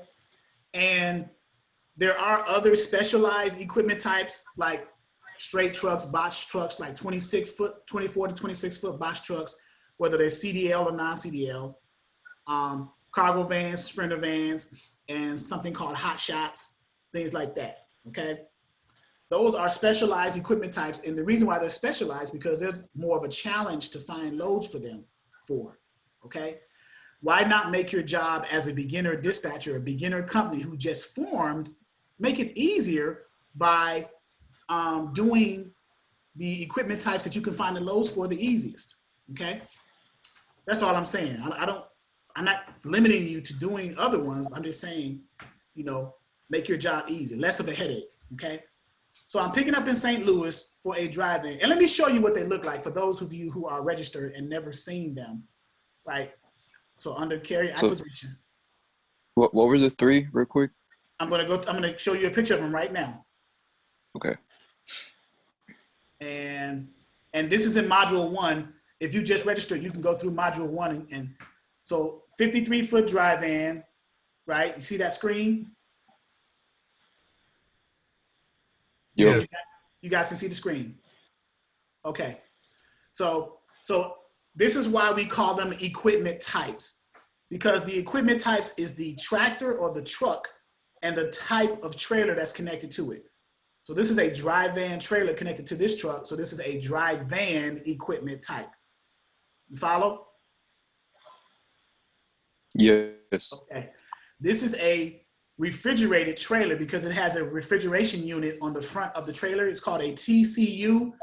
TCU stands for temperature control unit, okay? What it does, if it's set to a certain temperature, it keeps the commodity or the freight or the cargo that's being hauled in that trailer, it keeps it cool to a certain temperature according to the agreement that the broker and the carrier had when that load was booked. 0 degrees, -5 degrees, -10 degrees, whatever you're hauling. Meats, beverages, chickens, produce, whatever, right? If a tractor was connected to this trailer, then this would be a refrigerated or a reefer equipment type. You follow that? Yeah. Okay. Does anyone need me to re-explain those two before I go into the third one? I got a quick question. Yes. Just for clarification, normally the trucks, they can be 48 inches with the 4 foot of overhang, right? With the flags on the back, the red, they have to put the red flags to notate that it's 4 feet of overhang. You're speaking about the flatbed trucks. Oh, flatbed. Okay. Right. This is the third category, flatbeds. So you're dealing with either oversized or overdimensional type of requirements. Okay. So this is the flatbed trailer. We call them skateboards, but they're flatbeds, but they look like skateboards. And this is a truck connected to it. So it's a flatbed equipment type. 48 or 53 foot are the popular lengths. Okay, so those are the three major equipment types that we advise students to target first. Again, we don't limit you to that, but it make your transition into transportation easier. Okay. Go back to the load boards. So we chose the dry van one, which is this top one here. Okay. And we said we wanted a driver picking up a load out of St. Louis, Missouri. LaDonna said let's say going anywhere. You can say going to a specific city and state. You can say going to certain states or multiple states. You can select that. See what I just did there? Okay. Or you can select anywhere in the US or Canada. I'm going to say anywhere just in the US for a dry van, picking up any day. I'm going to leave the pickup date blank. I'm going to hit search. So I got 280 loads picking up in or around St. Louis within a 100-mile radius, going anywhere. Okay. That's the result, 280. Okay. The first thing I do on this load board is because some brokers post their rates, some of them do not. Okay. So on this load board, I'm going to click offer, and it's going to push up the rates that are posted, which is right here from highest to lowest. See what I did? Mm-hmm. Okay. So now as a dispatcher, let's do some math like we always do, because the new people who register want to give you an idea of how to calculate, how to add your percentage in and everything. Okay. So let's take the first one. Jacksonville, Illinois, which is 77 miles, I guess, east of St. Louis, right? Because Illinois is east of Missouri, going to York, Pennsylvania. And another thing with dispatching, over time, you guys are going to learn as dispatchers to send your carriers to places where you can get loads into and out of pretty consistently. You don't want to send your carriers to dead zones, certain states that you can't find loads out of. Like, I don't want to send my person from St. Louis, Missouri with a dry van to like Bismarck, North Dakota, because I'm not going to get anything out of Bismarck, North Dakota, right? So the obvious next question is well, how do we know where to send our carriers? What do you have back in the back office to kind of gauge that, right? And determine where I can send my carriers to, into, and out of. Well, that's funny you asked, stranger. So let's open up. Let's go back and 1, 2, 3 load board. So I'm going to keep this up, but I'm going to go to my dashboard, and I'm going to go to load availability. And what load availability does, it shows you in alphabetical order of the states of inbound and outbound loads across the 3 major equipment types. Okay. So let's say Alabama, for example, loads outbound coming out of the state of Alabama, almost 4,600 loads, 4,558 loads. All you need is one. And then going into Alabama is 900. And then intrastate, what does intrastate mean? Can somebody define that for me? Who knows? Going within the state, within the same state. Within that state. So the inbound and outbound loads, those are in the category of interstate. You're crossing state lines. Those are over the road drivers. Interstate. Intrastate means you only have a DOT. If you only have a DOT as a driver, you can only drive within your state. If you have an MC and a DOT, you can cross state lines. Okay? I'm not sure if you knew that or not, but if you only have a DOT, you cannot cross your state line whatsoever. Because so what's inbound and outbound? Yeah, inbound and outbound means you're interstate. So let's go to Missouri, because LaDonna had Missouri as her right here. So Missouri has loads coming into Missouri is 1,410, loads going out of Missouri 1,790, almost 1,800. So that's a good state to send carriers into and out of for a dry van, flatbed, or reefer, right? So there are certain zones also too. Let me give you a resource for the new people to take with you if you decide not to join this one, but I still give you something to take with you. So under our, and it's good to review this for everybody else too, under our tools and resources in our back office, we have the DAT trend lines, right? So I'm gonna open that up, and I want to cross-reference it. So as a dispatcher, you're doing your research and you're cross-referencing the three major equipment types as it relates to cents per mile for the load and the availability of loads, so you'll know where to send your carrier to for one of those equipment types, right? So here's DAT trend lines. Let me copy this and give this to the members, the registered people who came in today, right? So I just wanted to mention something really quick. So essentially with whenever they do the carrier profile, aren't you going to have an idea of where to send them anyway from the profile that they send back, correct? very good, very good. That because on your profile, look, you can tweak your profile and ask them, hey, what states do you normally go to? Or what states do you want me to find loads for you in? And if they're used to going to certain areas, because remember, prior to meeting you and getting set up with you as their dispatcher, they were carriers and they were going to different areas. So they know the country, they know where they're going, right? Unless they're a brand new carrier, they just drove, they haven't driven, but they know certain areas, they know their lanes, they know where they're going, and they're going to put that on the profile sheet for you. This is mainly for your benefit as a dispatcher, right? So for the dry van, national rates,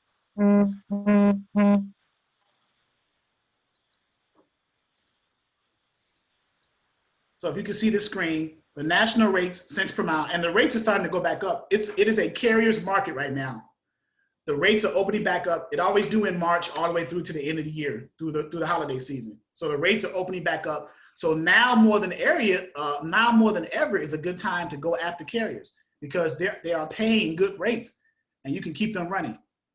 So for a dry van, the cents per mile, and these are grouped by zones, guys. Every zone has a certain amount of states. So here's the name of the zones. This is the Northeast zone. Northeast, $2.48 per mile for a dry van on average. This is the average, which means that sometimes it's higher, sometimes it's lower, give or take 15, 20 cents, okay? This is the Southeast zone, $2.58 a mile. States like Georgia, Florida, things like that, right? Southeast. Northeast, states like New York, Massachusetts, Maine, Connecticut, blah, blah, blah, right? Look at the Midwest zone. Look how large that is. Look at that area. $3 a mile. You can make money just keeping your carrier running in the Midwest zone back and forth for a dry van. You see that? Or if they are over the road person, you can set up a triangular coordinated route for them. Midwest zone, Southwest zone, like Texas, $2.31 a mile, over to the Southeast zone, Georgia, back up to the Midwest zone, Ohio. Boom, boom, boom, boom, boom, back and forth, right? I'm just giving you some ideas, right? Let's go to a flatbed. And by the way, it's color coded. So the dry van is like, what is that? Like orange, amber, or whatever color. The flatbed is going to be green.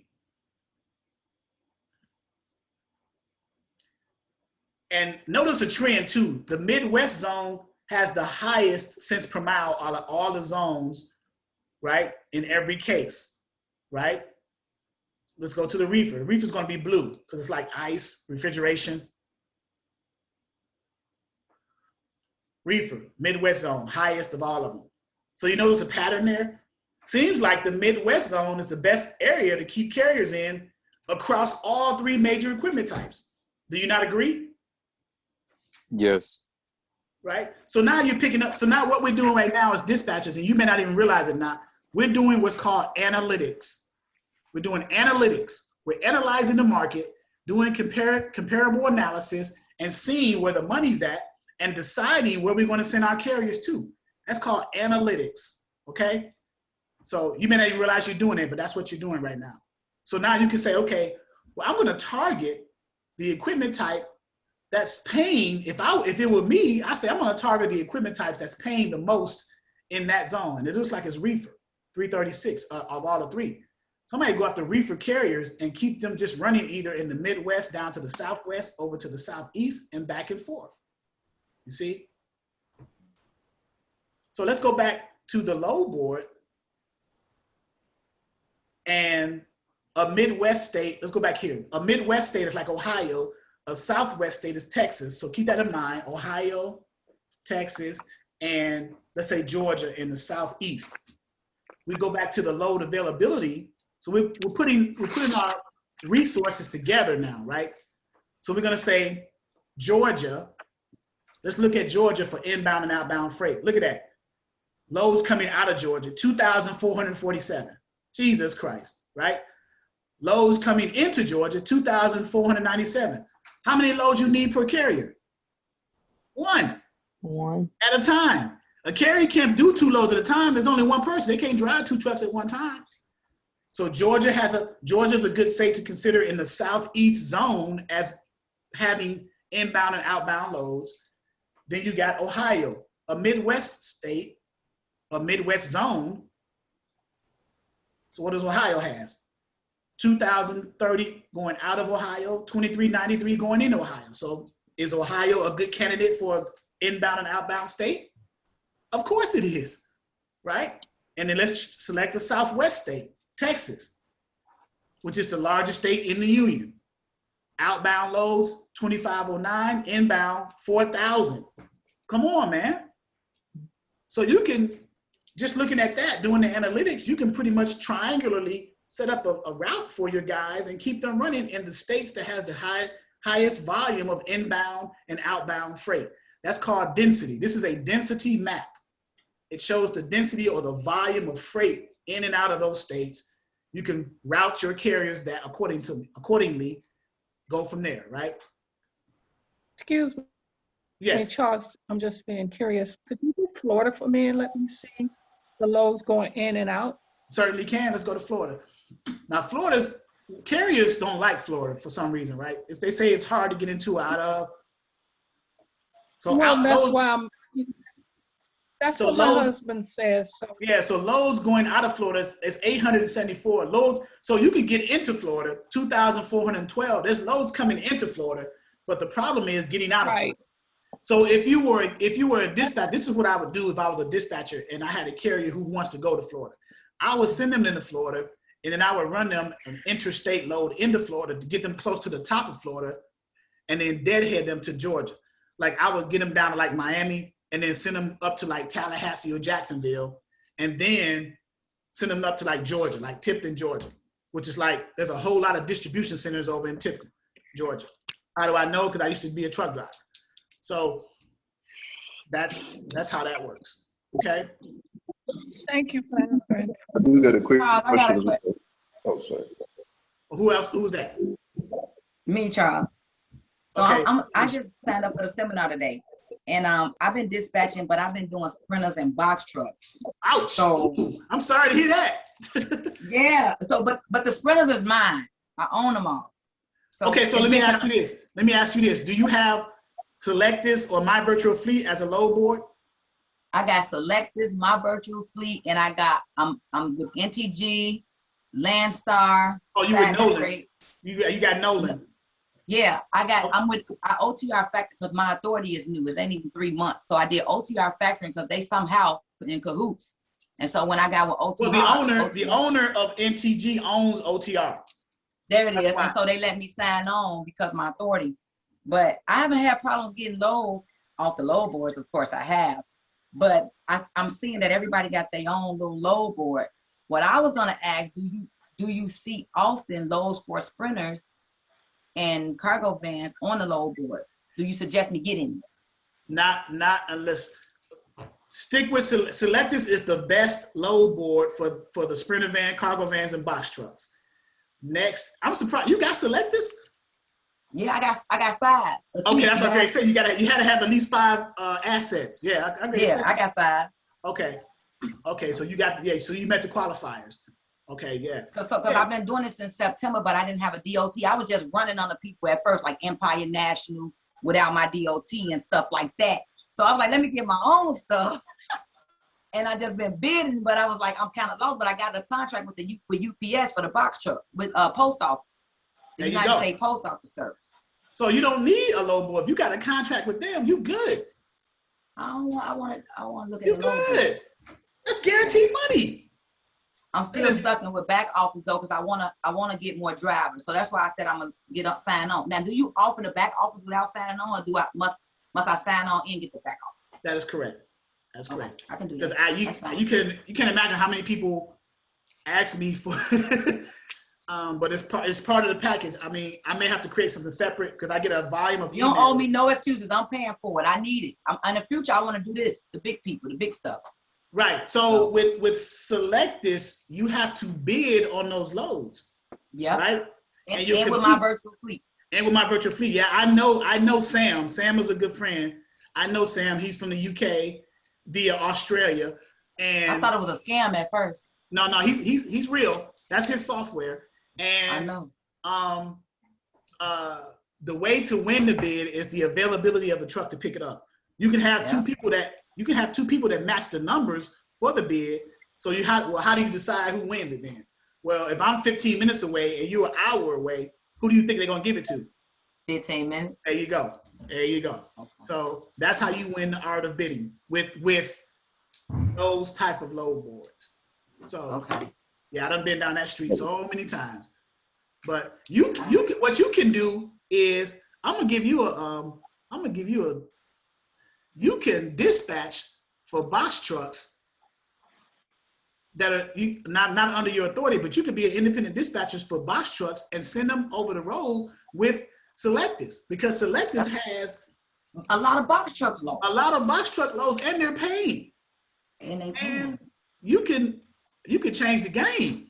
I mean, I'm trying to do that. I need all that. Yeah, you might have to get with me. I might have to sit down and talk to you or something, because you got Select This. You know what? Never mind. All right. Shoot me an email.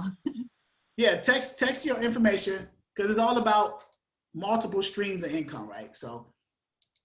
All right, I'll do that. Right, so I'll email it to you. Thank you. Someone else had a hand up. Question, boss. Who had a question? Yes, sir. I had a question. I don't know how to raise my hand on here. Sorry. Me. Terrell. Go ahead. I was just gonna ask. Since I'm in Texas, because I'm out of Houston, so I guess I wanted to ask you: do you think Texas would be a good state to pick if I wanted to target intrastate carriers? Yes. Because I noticed it at a pretty high amount. Texas is the best state to pick when you target intrastate carrier. Texas is the largest state in the union. You can send them to DFW, Houston, Brownsville, Laredo, Pecos, Midland, all over. Across the 3 major equipment types. Even the hot shots. You can get hot shots moving around in Texas into Oklahoma, Texas, Louisiana, back and forth. So Texas is the best state to do intrastate dispatching. Atlanta, somebody said, what about Atlanta? Georgia's okay too, but Texas is better. Well, Texas is the best because Texas is huge. So Texas is good. Like I said, Houston, Austin, Laredo, DFW, send them over to Midland and Pecos, send them down close to New Mexico, down to the border. I mean, all over. So. As a dispatcher, Charles, can you have a fleet without having a fleet, without owning the truck, right? Say again? Like, can you have a fleet without actually owning trucks? As a dispatcher? Yeah, like how you be, like when I was solicited, when I went on there, I had to have a fleet of 5. I got my own 5, but what if I didn't? Could I get 5 different people and came together and got that at the time? Oh, with selectors? No, they check. I know not with selectors, because they check. I'm just saying, like, for future stuff, like Boat Express saying you got to have 5 now. Like, so I'm trying to see, like, if I got 5 semis, could I make it that way like that to get in or no? If you do it like that, then you might as well just get your own MC and then put them under you. Okay. That's too risky, but okay. All right. It is. Put them under your authority, and it is risky because you got to vet them out, make sure that their CSA scores are good, make sure that they don't have any red flags, because they are endangering your authority, because they can put you out of service. So yeah. But ain't that's an extra service fee, right? Well, if you're going to get your own authority, then you're no longer a dispatcher. You're more of a trucking company. You're just leasing people under you, and you're charging them a percentage of their gross revenue that they make per week. So say, for example, Alicia gets her MC authority as a contract carrier or a common carrier authority, operating authority, and then she leases owner operators who don't have their authority under her so they can get under her insurance, get under all her bells and whistles, right? And take advantage of that. But she charges 25% of their gross revenue. So if each carrier brings in 10,000 a week, right? She's getting 2,500 of that per carrier, right? To lease under the authority. And she got 2,500 and she got 5 carriers that she's doing that for. She got $12,500 a week.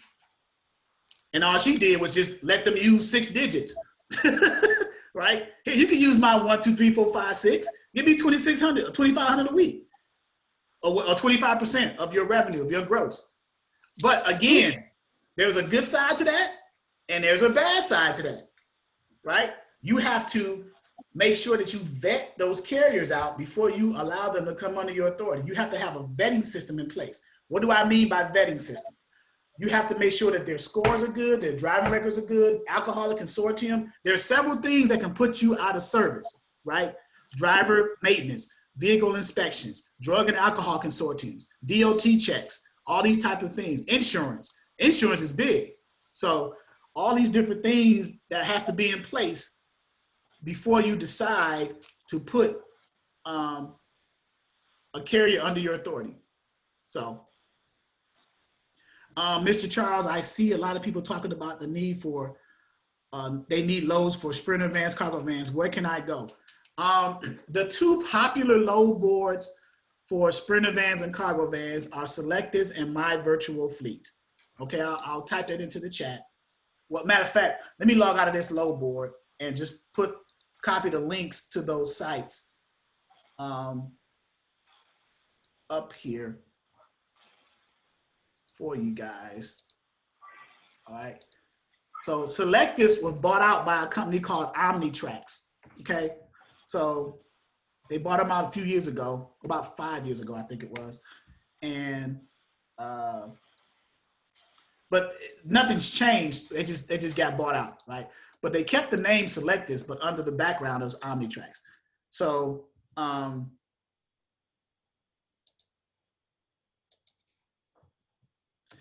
so that's Selectus.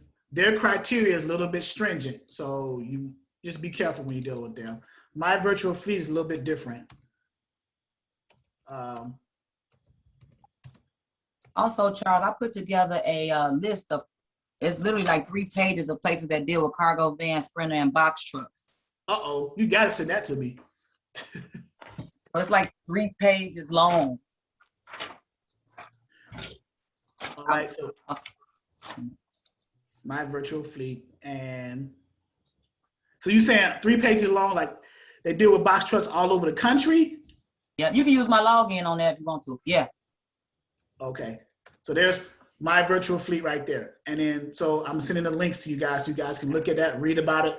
If you call and deal with Sam, he's gonna set up a Zoom presentation for you and try to sell you the product right on site. So he'll ask for your zip code and he'll pull up all the loads that's in your zip code going to all points everywhere, right? Or tell you where you wanna go, and he'll show you how to set up. He'll give you a pricing matrix in order to learn how to bid on those loads. And if you go outside of his pricing matrix, he'll suspend your account for X amount of days, call you and say why you did this, blah, blah, blah, and then he'll reactivate it. So Alicia's shaking her head because she knows exactly what I'm talking about. Sam? Suspended. Yeah, he's a mess. So, yeah. All right. Okay. Oh. All right, so I'm way past my time, guys. Any closing questions? I just want to let you know I'm definitely going to roll over, so I appreciate you very much. Oh, okay. Okay, so yeah, on that note, let me put in the chat, for those of you who are seminar registered members today for this one-day training. Charles, this is Warrena. Can you hear me? Yes, Warrena. Let me share with you really fast my issue. I think before when I spoke to you, I had to have something from the complex and then the town in which I live in Schaumburg, Illinois. And then I had to file for my LLC. So I did that, and this was back in February when I filed for the LLC. So about a week ago, I'm like, let me go on here and see what's going on. I log into the account. The only thing correcting in there is my date of birth and my email address. It has someone else's name and address in place of my information. So I had to call Illinois Department of Financial and Professional Regulations. And I haven't, it's been like since last Wednesday. So hopefully the beginning part of next week, I'll have some clarity as to what's going on with my account, because I called them to say, this is not what I entered into your system. When I logged into it, it's someone totally different. So this is not from my end. This has come from internal. Right. So yeah, let them, Well, stay on top of that. Well, the information I submitted, the information I submitted is not what's on the screen now when I log into my personal account. So it's a mess. Thus far, I have not gotten started yet because I can't even set up a bank account because I don't have an LLC. Right, right. But you're still doing the right thing. You're still getting the training while you're trying to get that rectified. So that's cool. Yeah. I just wanted to share that with you. Okay. Danny, who was the person? He said, hey, Charles, I refer someone for your class. I believe he signed up to. What is his name, Danny? Hold on one second. I'm going back to get his name again. Hold on. Okay, and if you do that, guys, so if you are a member, if you are an enrolled member of this training and you refer somebody and they sign up, I give you a referral fee for that. But the only requirement I have is this: you have to fill out. So under ELLC services on my website, it says referrals, right? See that? I'm gonna click that. Hey, Charles, his name is Lakeith Washum. Lakeith Washu. Like Washum. Lakeith Washum. Okay, I'm gonna check when did he sign up? He told me he did it today, or he was either gonna do it today, but me and him, he's been talking to me about your class for like 2 weeks now. And because I referred him to him, and so I keep checking with him. Hey, you signed up yet? You signed up yet? So I checked with him again this morning, and he said, yes, he did. He said he signed up today. He said he signed up today, actually. Okay, I will have to check my email when I see. So if that's the case, then what you would have to do on the website under referrals, right? Mm-hmm. Go to under ELLC services. Can you see my screen? Yes. Referrals program, Dispatcher 101.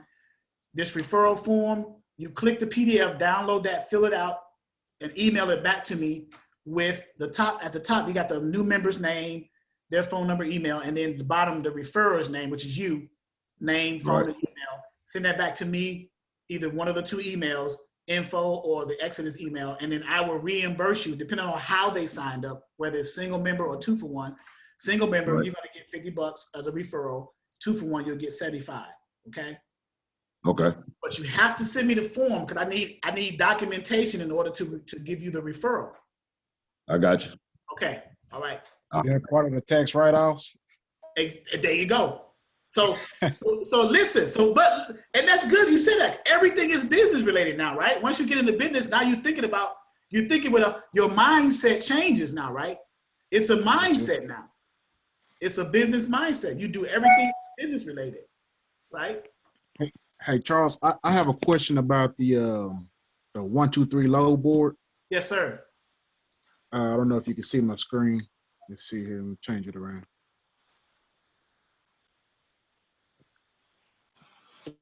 Okay. What does the TIA, what does that mean? TIA is Transportation Industry Association. That's a separate watch group body that regulates owner operators. Not regulates them, but it's a watch group. It's nothing really that important, but it's a watch group. TIA, let's look it up. It's Transportation Industry Association, I think it is.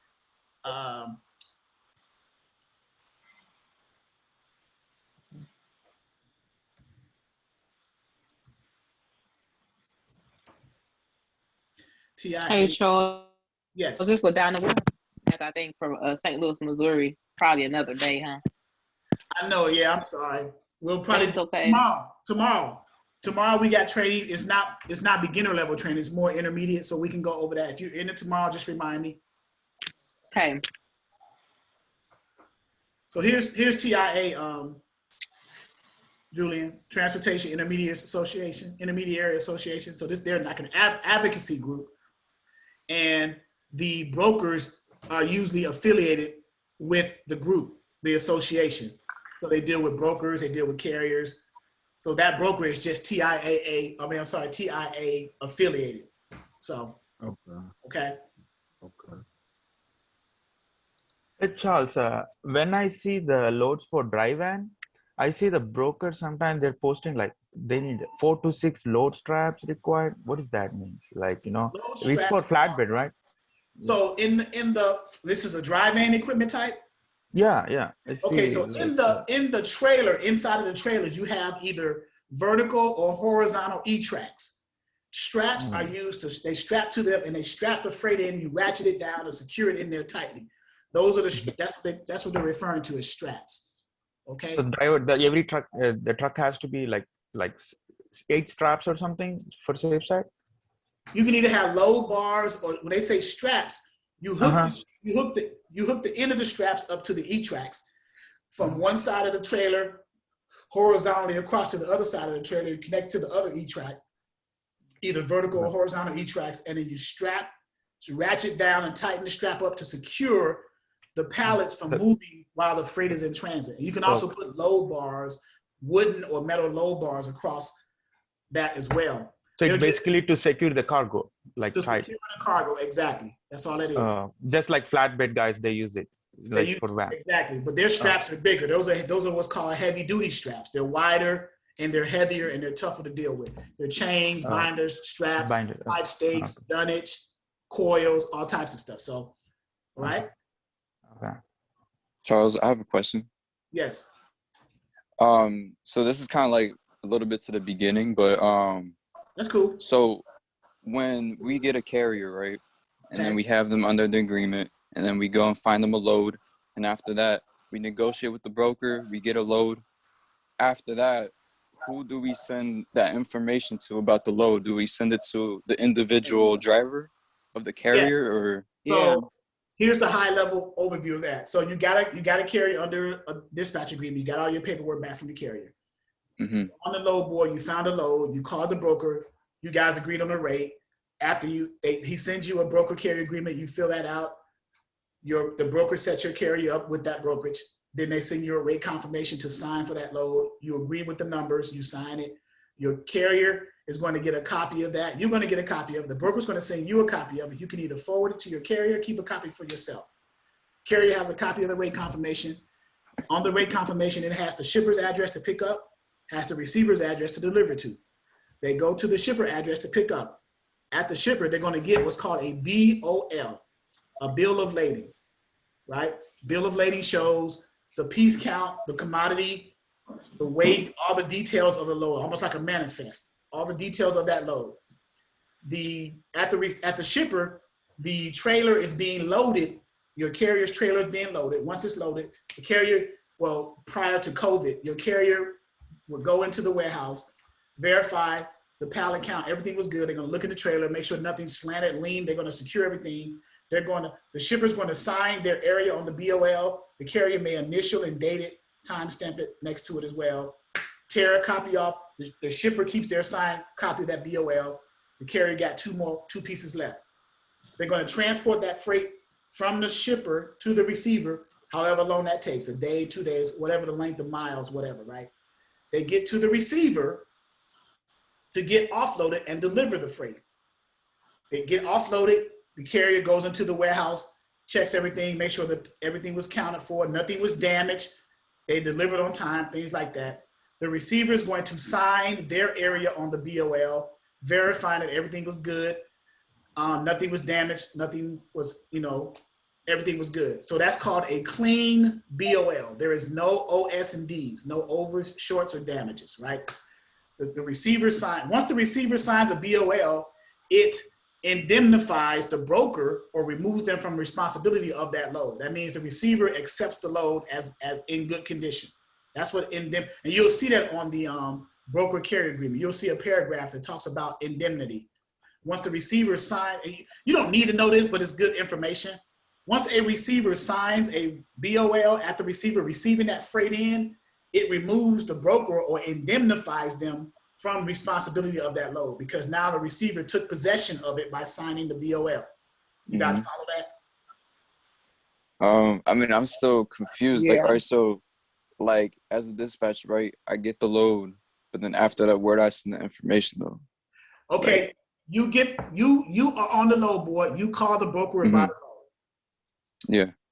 The broker talks to you, asks you for your MC number of your carrier, because dispatchers do not have MC numbers. So if you got a dispatcher, I mean, if you got a carrier under a dispatcher agreement, you are leveraging or using their MC number to go on a load board to find the loads for. So when you call that broker, they're going to ask you, what's your MC number? You're going to give them the MC number of your carrier, because again, dispatchers do not have MC numbers. Okay. Okay. You with me so far? Yeah. So now the broker checks the MC number, and he's going to see whether or not that carrier is set up with them already or not. So let's use worst case scenario. They are not. The broker's going to say, okay, you're not set up with us, but that's not a problem. Who do I send the broker packet to? Who do I send the carrier agreement, the broker carrier packet to? As a dispatcher, you want them to send it to you, because you are the middle person between the broker and your carrier. You're doing all the paperwork, trying to get that load booked as quick as possible so your carrier can pick that load up and make their money so you can make your money. You with me so far? Yeah. Okay. So they send you the broker carrier agreement. You fill that out because you have the power, you have the limited power of attorney on your dispatcher agreement, remember?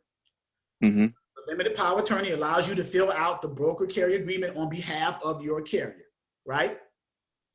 Okay, so you fill that out, you send that back to the broker along with copies of those other documents we talked about. The MC authority letter, the W-9, a certificate of insurance, and if your carrier has a factoring company, the NOA form. Remember that? Yep. Okay, you send all those back. The broker takes that information, processes it into their system, their TMS system, their transportation management system, run it through their compliance process to approve or not approve your carrier. Let's say for this example, they approve your carrier. That means your carrier is approved, they are set up with that brokerage. They haven't booked the load yet because they haven't been sent what? The rate confirmation. They only did the broker carrier agreement to get set up with the broker. Remember those two broker documents we talked about? The broker carrier agreement and the rate confirmation. The purpose of the broker carrier agreement is to get the carrier set up with the broker. The rate confirmation officially books loads, right? So now after you sent your broker carrier agreement and those other documents to the broker approves your carrier. He's going to say, okay, your carrier set up with us, he's approved. Let me send you the rate confirmation so you can sign it and get it back to me so we can book this load and get it moving. He's going to email that to you. You print that out or he'll send you a link maybe. You open it up, sign it either electronically or with a pen or whatever. Send that back to him via email, scan, or however it's set up. Now that load is officially booked. Your carrier, once it's signed, your carrier is going to get a copy of that. You're going to get a copy of that, and the broker keeps a copy of it. Okay? Now your carrier has it. He's going to drive to the shipper to pick the load up. He gets loaded. He gets to the shipper. That's where he gets the BOL. The bill of lading is the manifest of that load that he's picking up. It shows the details of the load, the pallet count, what the commodity is, what the weight, how many stops, where's it going, what's the cost of the load, all that stuff. Every detail about the load is on that BOL. It gets loaded at the shipper. The shipper signs the BOL in their area on the BOL, verifying that everything was loaded in good condition and everything. The carrier either timestamps it or initials it, verifying that the shipper agrees to everything. Tear off a copy of that. It's like a 3-carbon copy, usually, and the shipper keeps their portion of what they sign. Carrier transport that load from the shipper to the receiver to deliver. You with me so far? Okay. He gets to the receiver to deliver the load. The receiver offloads the load. And then the carrier comes in and verifies everything is still good, nothing's damaged, everything's in good condition. The receiver signs on the BOL in their receiver area that they received the freight in good condition. The carrier signs, initials it, timestamps it, whatever, verifying that the receiver agreed with that. The receiver tears their copy off and keeps it. Now the carrier has left the signed BOL with the shipper section signed with their name, the receiver section signed with their name. It's a signed BOL now, which turns into what's called a POD, proof of delivery. So another name for a signed BOL is a POD, proof of delivery. Why? Because the trailer is empty now. You've proven that you delivered it. You got an empty trailer and you have paperwork with signatures on it. This is what the carrier use as their invoice to get paid, either through the broker or through their factory company, whichever one they have. Okay? Okay. Okay. That is the high level overview of how it works. Now there's little things in between that's going to happen, but that's the process. That's the workflow. Okay? Now I could have did that when I first started and saved 2.5 hours, but I wanted to go into a little detail, but yeah. So after signing the rate confirmation, I don't have to worry about anything as a dispatcher after that, because the carrier will get the copy, or right. I wouldn't say you wouldn't have to worry about anything. I would still kind of, keep track of the carrier, because on the rate confirmation, it shows when and where the load is going to be delivered, what day. So say today is Saturday, you signed a rate confirmation today, you booked the load today, and it delivers on Tuesday. So as a dispatcher, you're monitoring that. The carrier is going to deliver on Tuesday. So 2 things you're going to be working on. You're going to be working on invoicing your carrier for that load, and you're going to be working on your next load on Tuesday or Wednesday, depending on how many hours the carrier has. So you're working on the carrier's next load. So 2 things, you're invoicing them for that load, and you're working on your next load for that carrier. Okay, because you have a leg up. You know when they're delivering. You may even know what time. So you got to say, okay, well, he's delivering Tuesday morning early. I may be able to find him a load later that day, Tuesday, or just wait and find him a load the following day, which is Wednesday, so he can do reset his hours and stuff like that. So, and you ask the carrier how many hours you're going to have when you deliver on Tuesday. I need to do a reset. So, okay, you need to do a 10-hour reset. So I'll just find you a load on Wednesday.